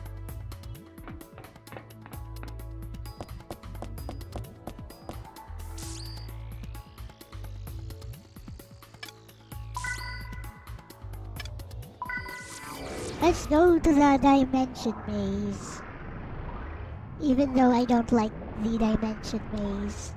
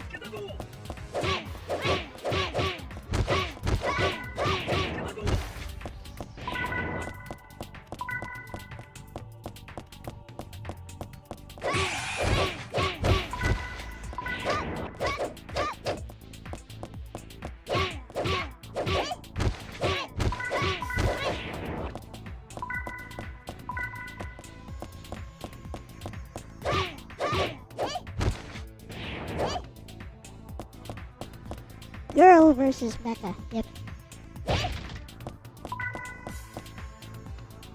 Basically, Kaede here has Nagi's voice. This is what Nagi sounds like in the anime.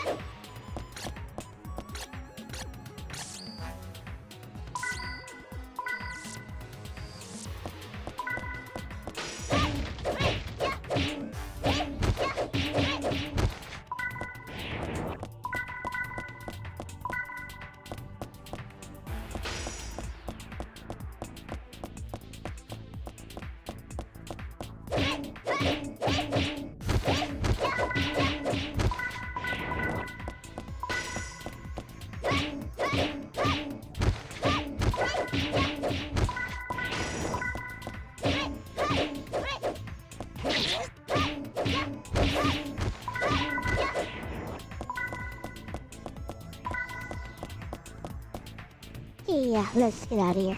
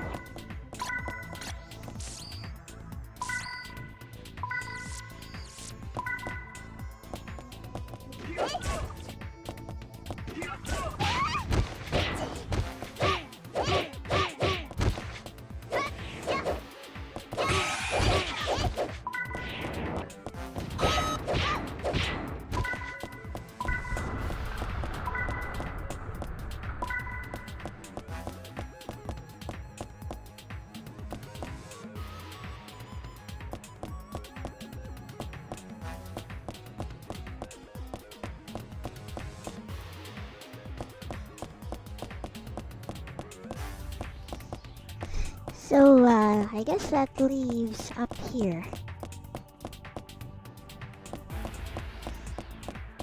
Then to the side.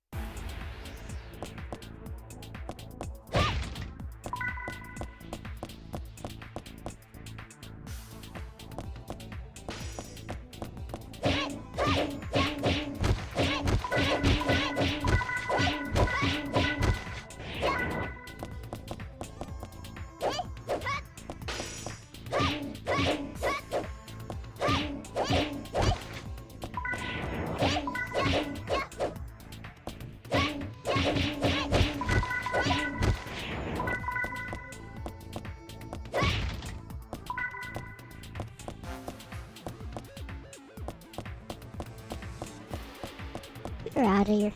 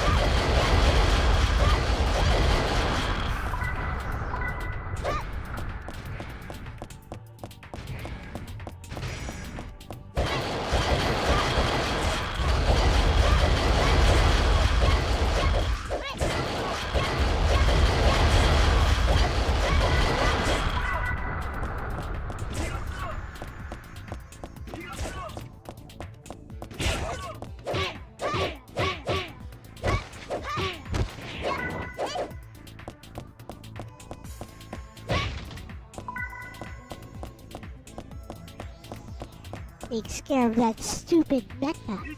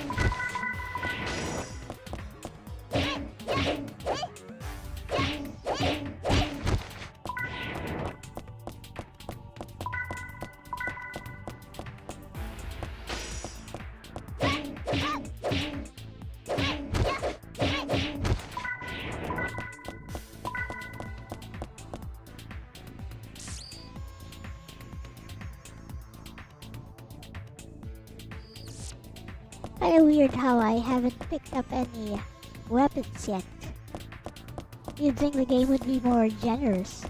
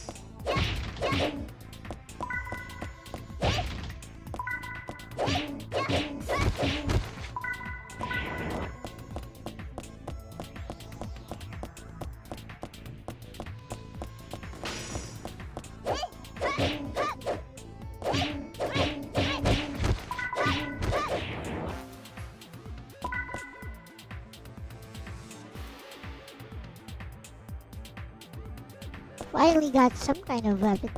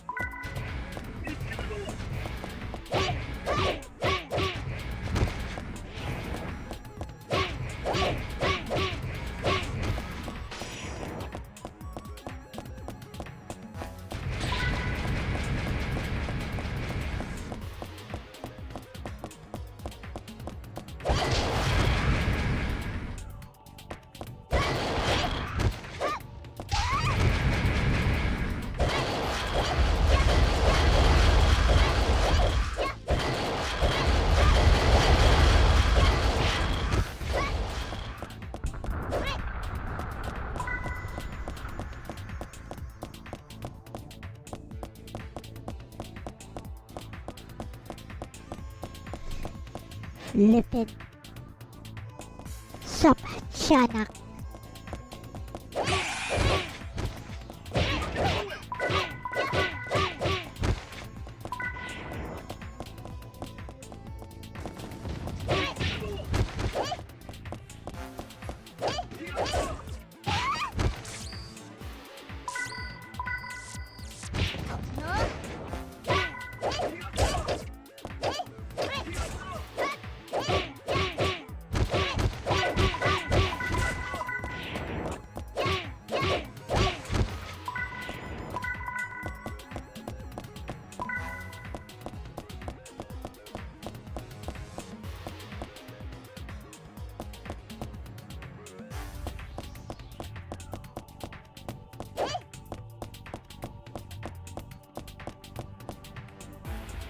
Are we ready for this? Probably not.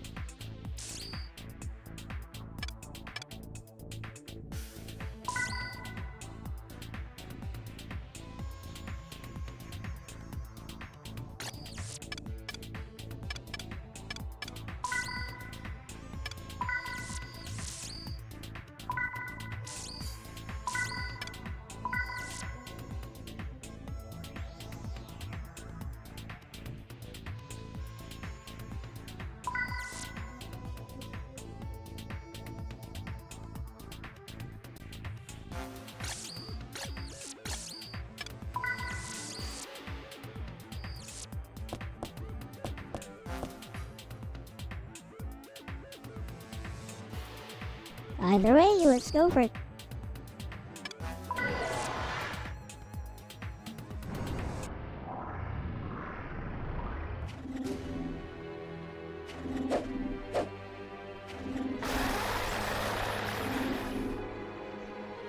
Catching that thing is the hard part.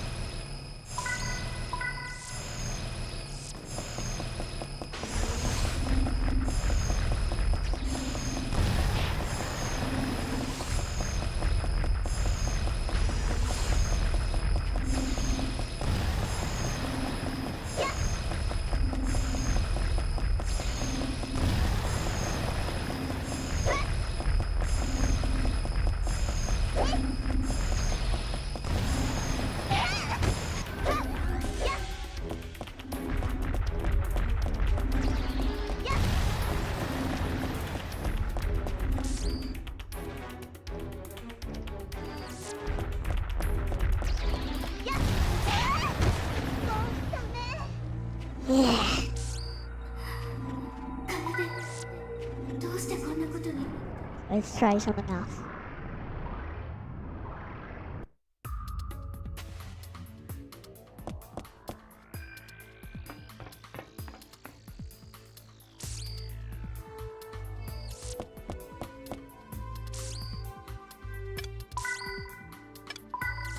Hopefully, he doesn't start at 50% health.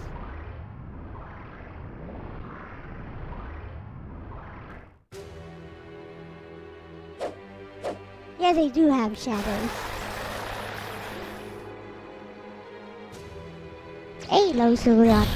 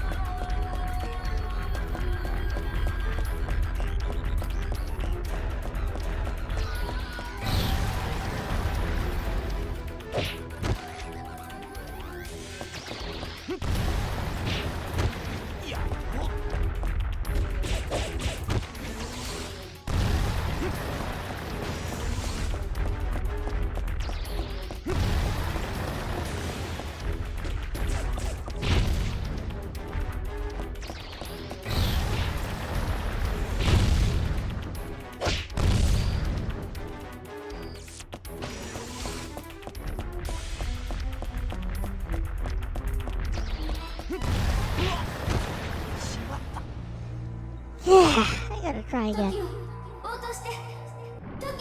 Basically, you have to destroy the floating orb thing. Only. Anyway, I do have a state.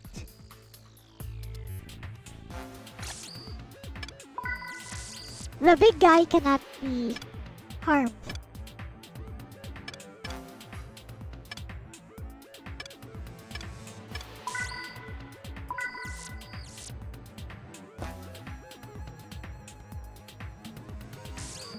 Which makes it super annoying.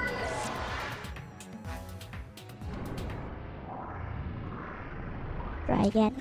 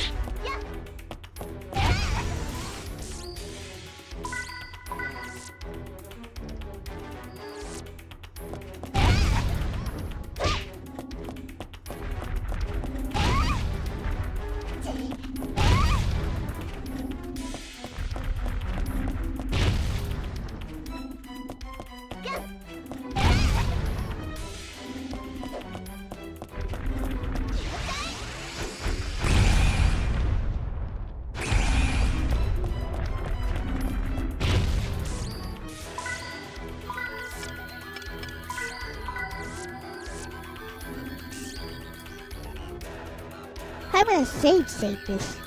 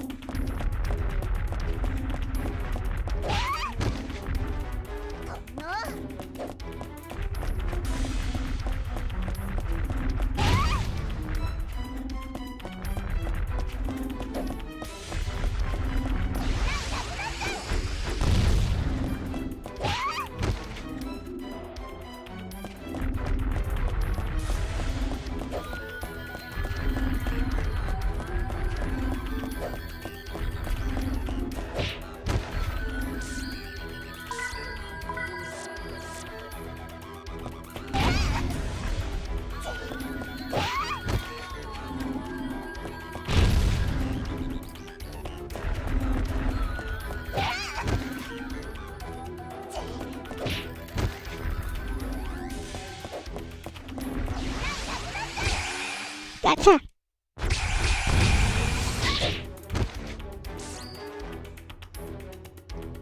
Come on, bro.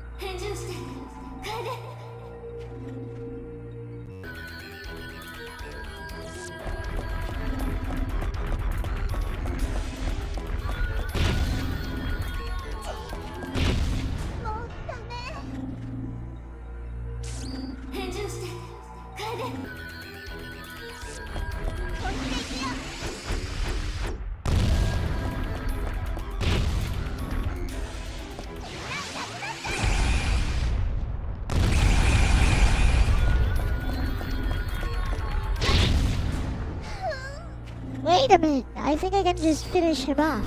Haha.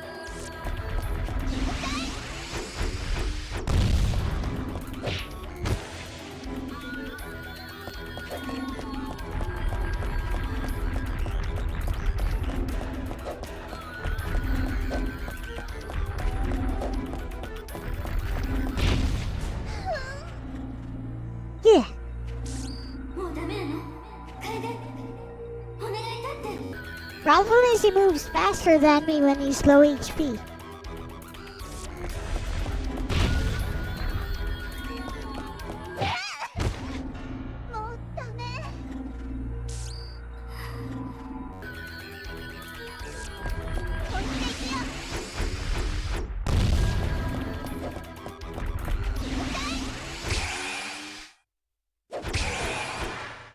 Finally gotcha.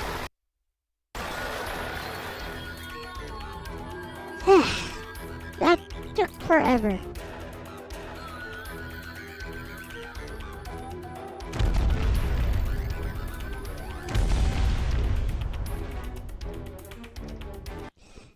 What up, Nintendo?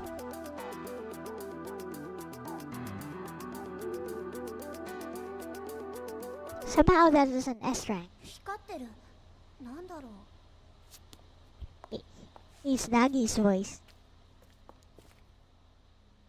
このチップに何があるんだろう。待って。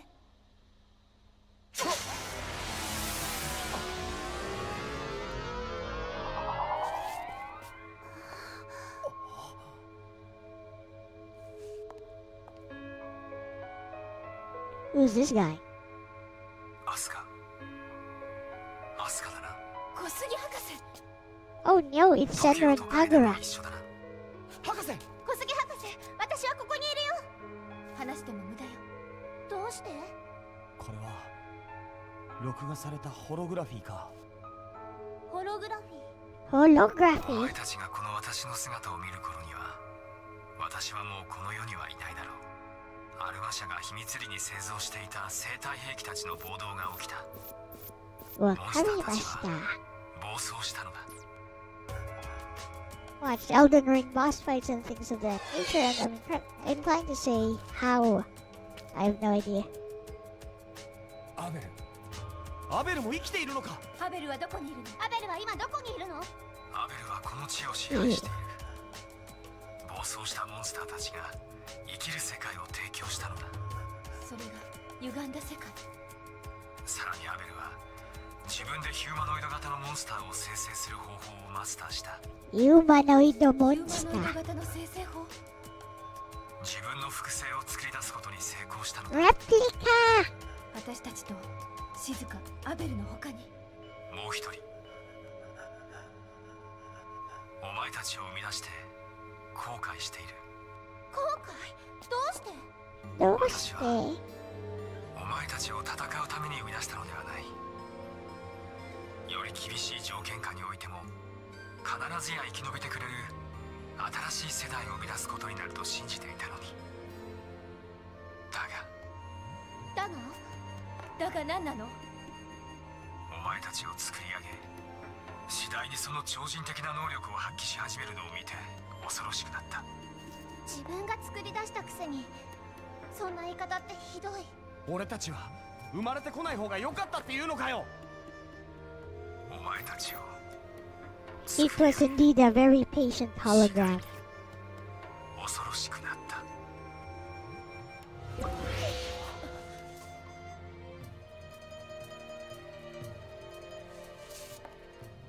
By the way, Cerulean, you might, if you're interested in the そのことを Hayate manga, like the additional story, you might be interested in the start of this stream. 私だって Or most of this stream anyway, like all of, 私の like 2 hours of the stream. 静か。悲しみを感じます。 2 to 3 hours. 彼らの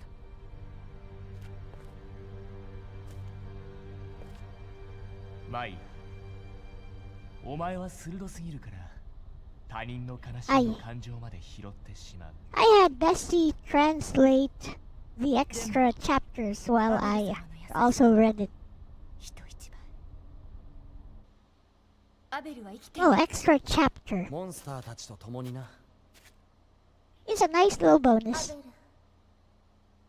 重金属加工場へ Hayate imagines a meeting with Nagi wherein, 加工場へ like, he doesn't try to kidnap her, and she confesses to him right away And basically, he comes to the conclusion that it would end the same way. Either way, he would find his way to her. He's nice. Whether they took the long route or a detour, he would still find his way to her through the red string of fate.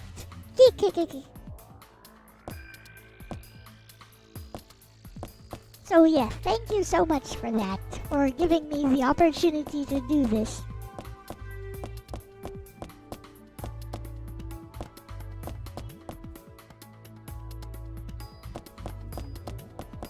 Oh, and also, one more thing.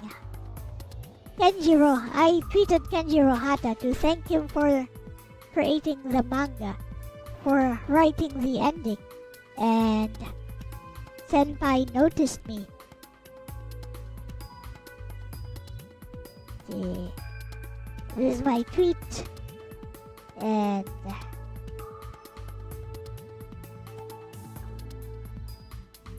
where is it? So Hata is among the people who actually left a like on this tweet.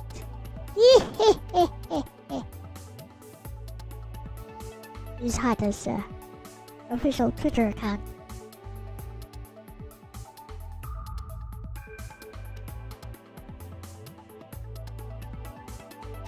Here is translation.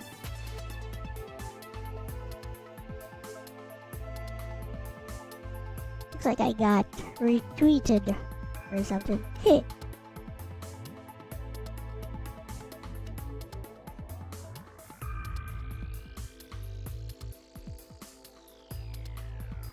This is number 27 as well. I don't think I saw this. Why don't I have this? Or this?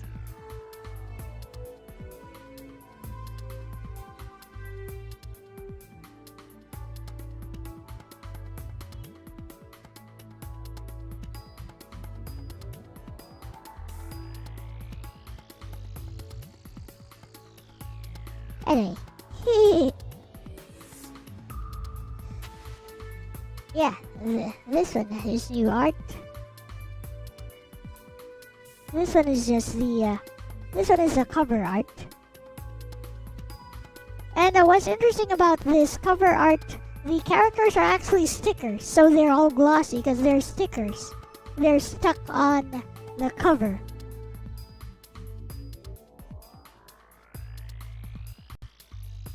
As well as the Hayate no Gotoku sign here, it's also a sticker. So it looks like they're really popping out.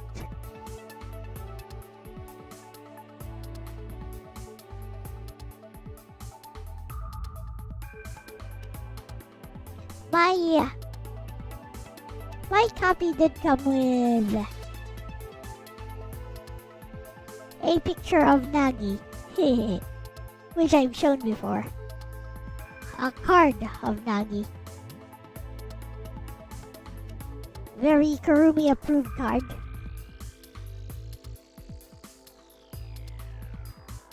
Where is it? Here we go. It's a very Kurumi approved card of Nagi.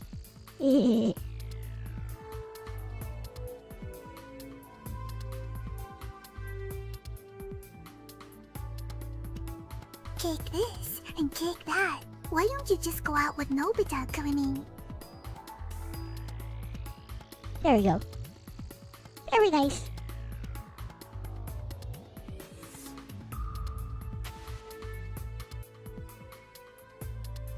I'll have to color correct this so that it looks better. With that said, let's go back to the main game. I made progress, so I must save.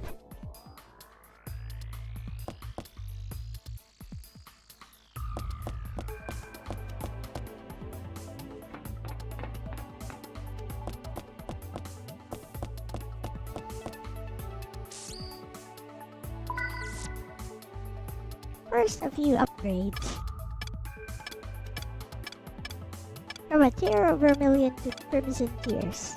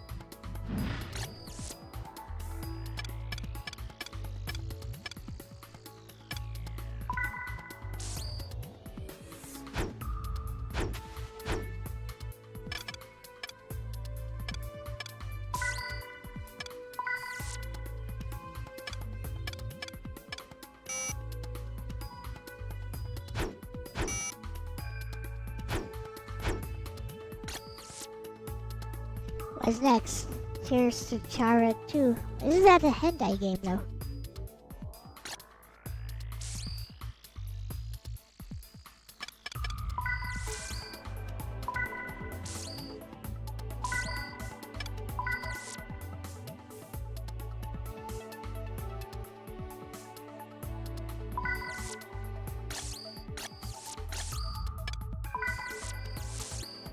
Oh, okay, they released it on PS3.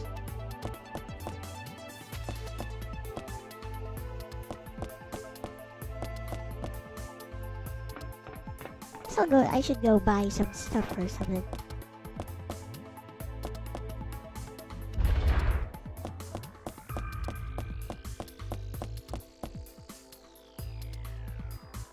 Same treatment as the Otaware Rumano games. 今度はもっと効くやつ入れとくよ。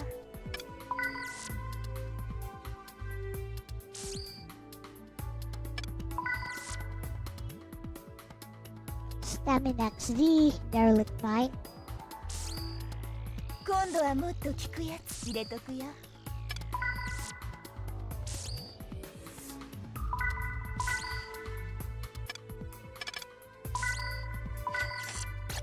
いつもありがとね。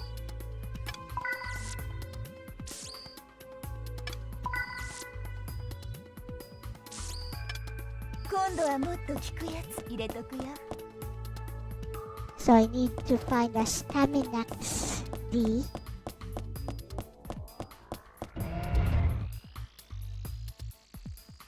And once you have a quest, you have to finish it, otherwise you can't continue.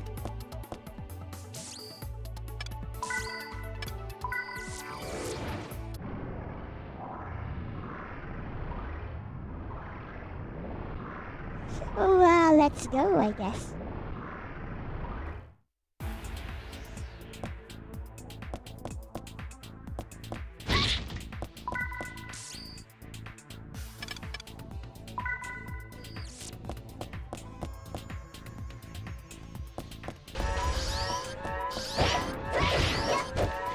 Yeah, no passive side quest.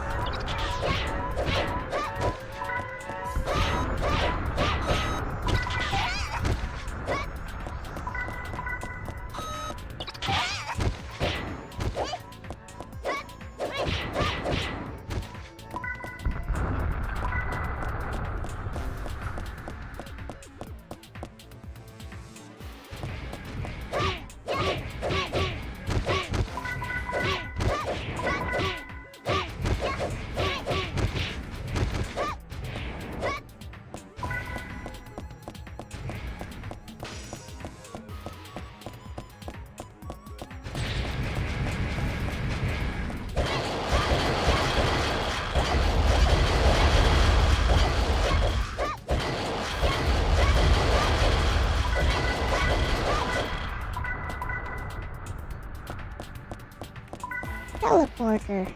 Not important right now.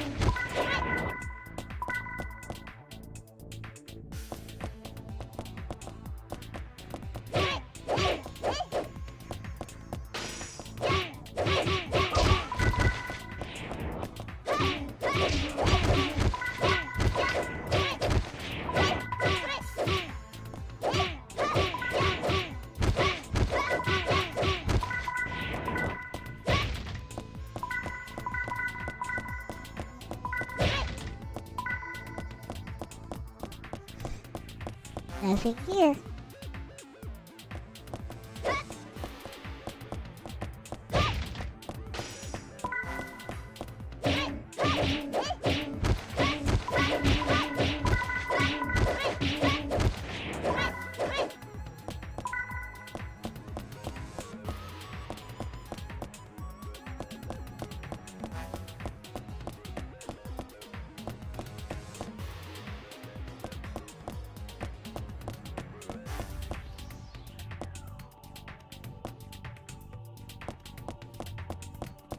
Guess we need to go up.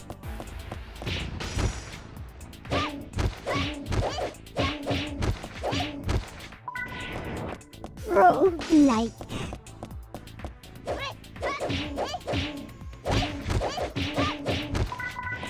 Randomly generated dungeons.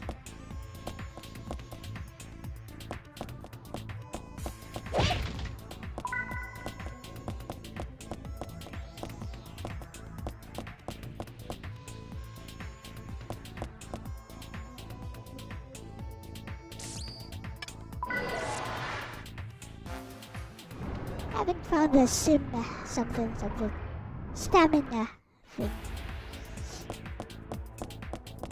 Whatever.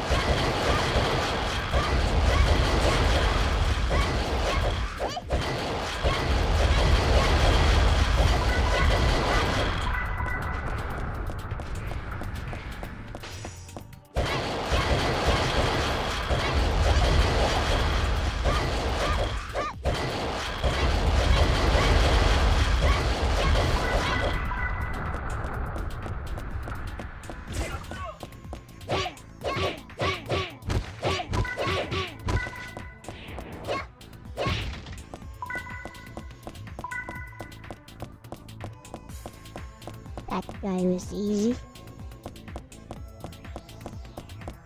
Teleporter.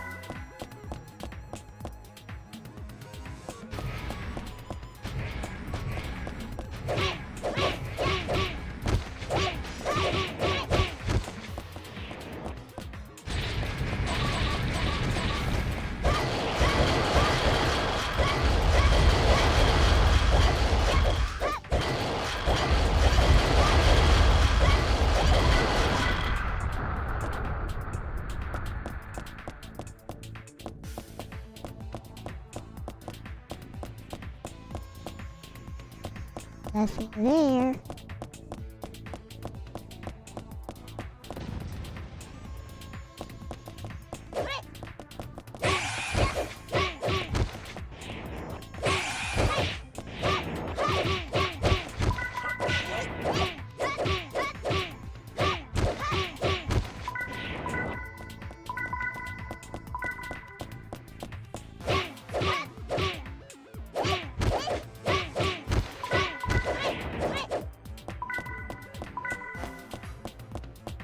Staminizer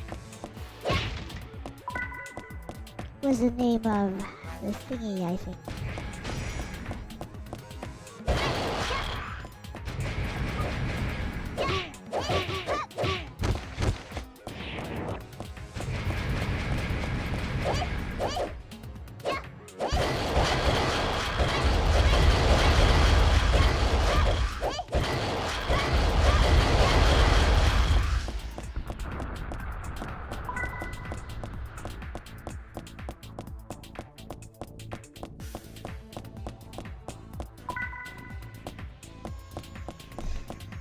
I guess we go down here.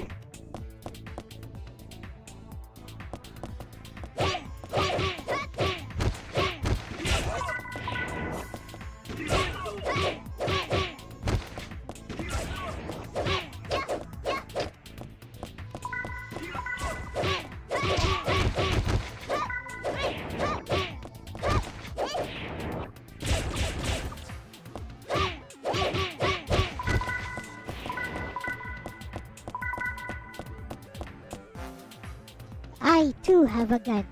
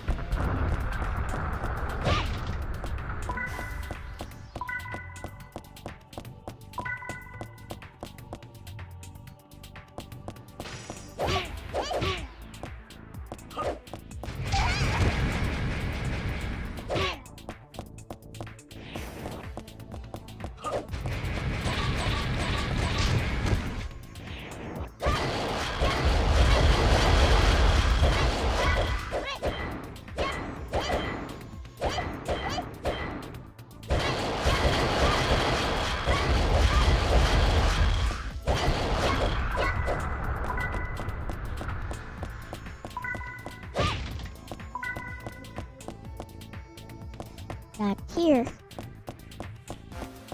Okay.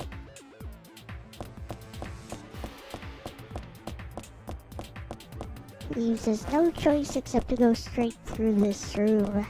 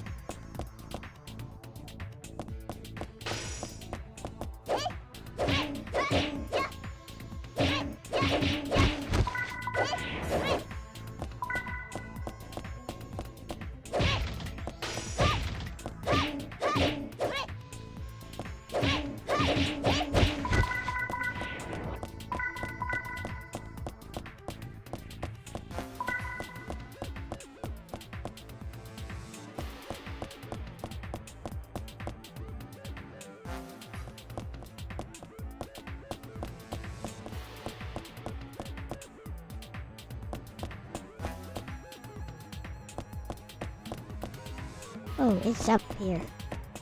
There you go. Found it.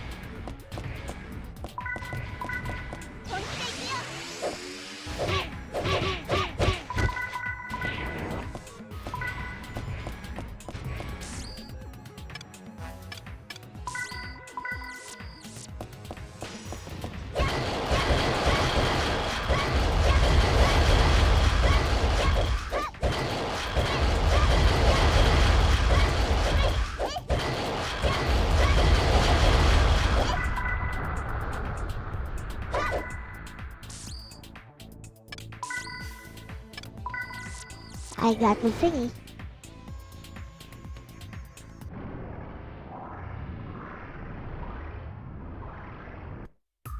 I guess I'll end it here. As soon as I finish this little quest.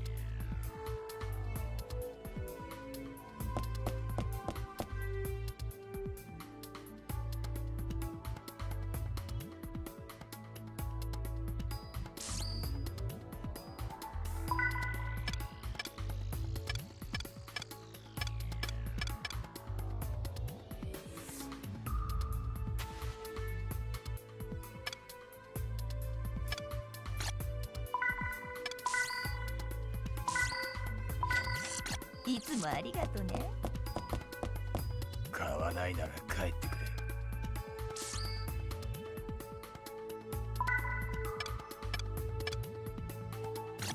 れ。安心しな、物は確かだ。なんかこうだってや。おおきに。こんにちは。Okay.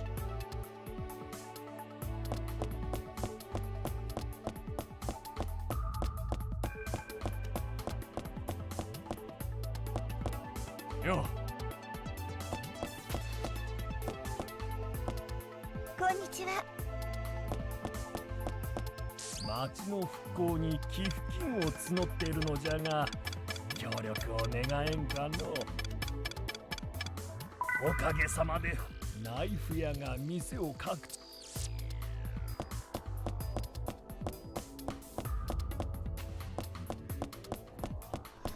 Nice. We got upgrades. なんかこうだってや。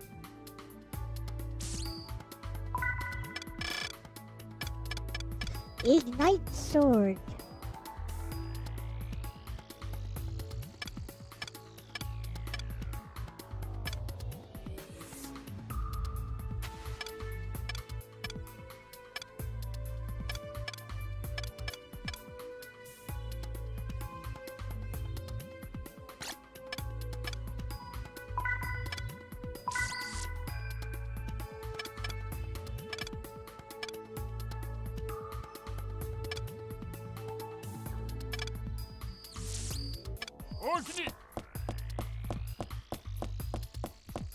Understood.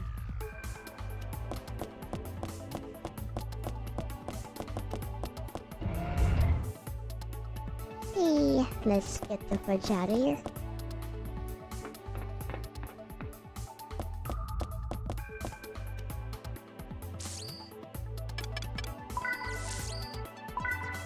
I was still able to make progress here. Even though I only played the game for like an hour.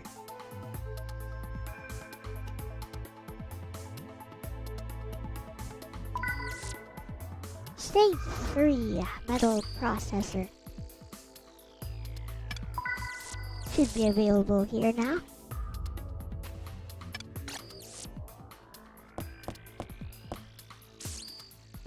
There it is. Hehe.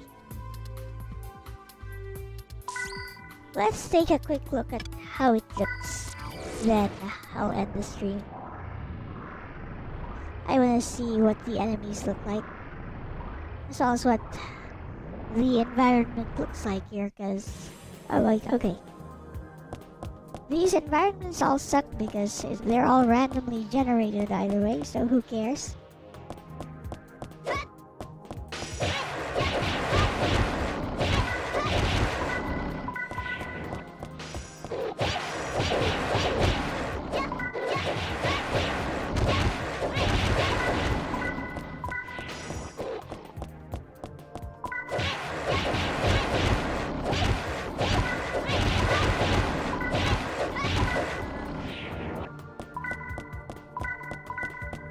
Animal cruelty. Anyway.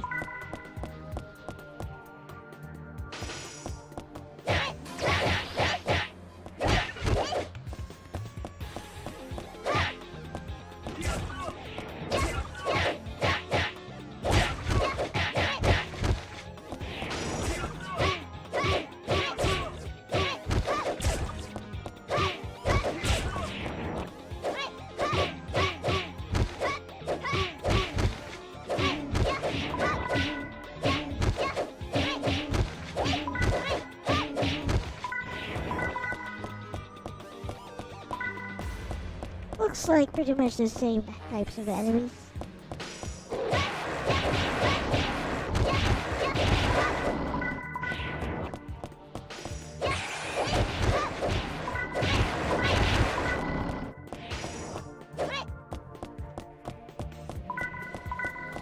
It ran away.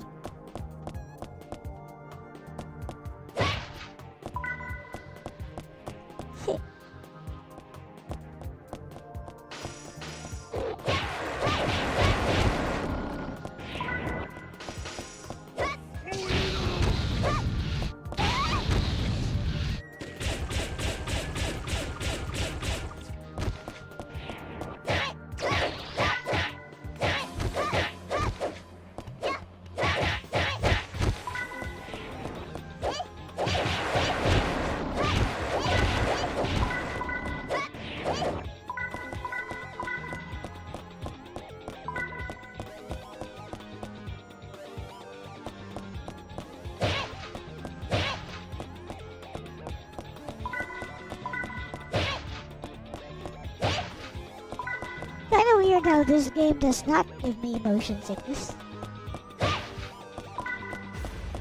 Some games that move like these do give me motion sickness.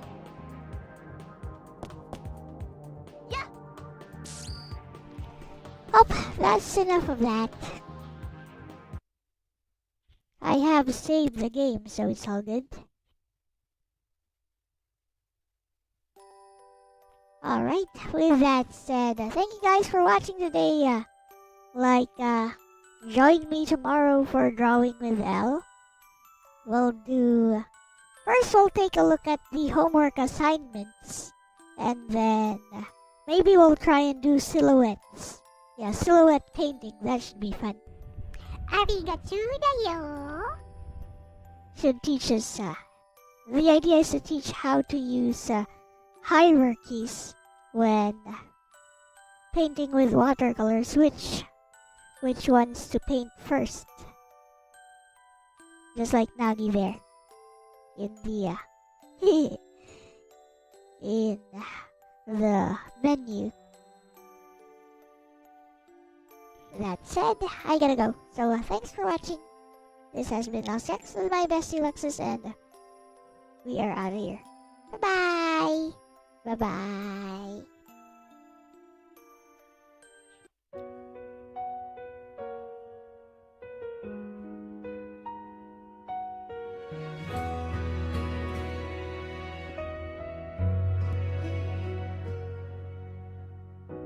ここでもないどこでもない静かな隙間にまっすぐなその優しさが私の心をそっとさらった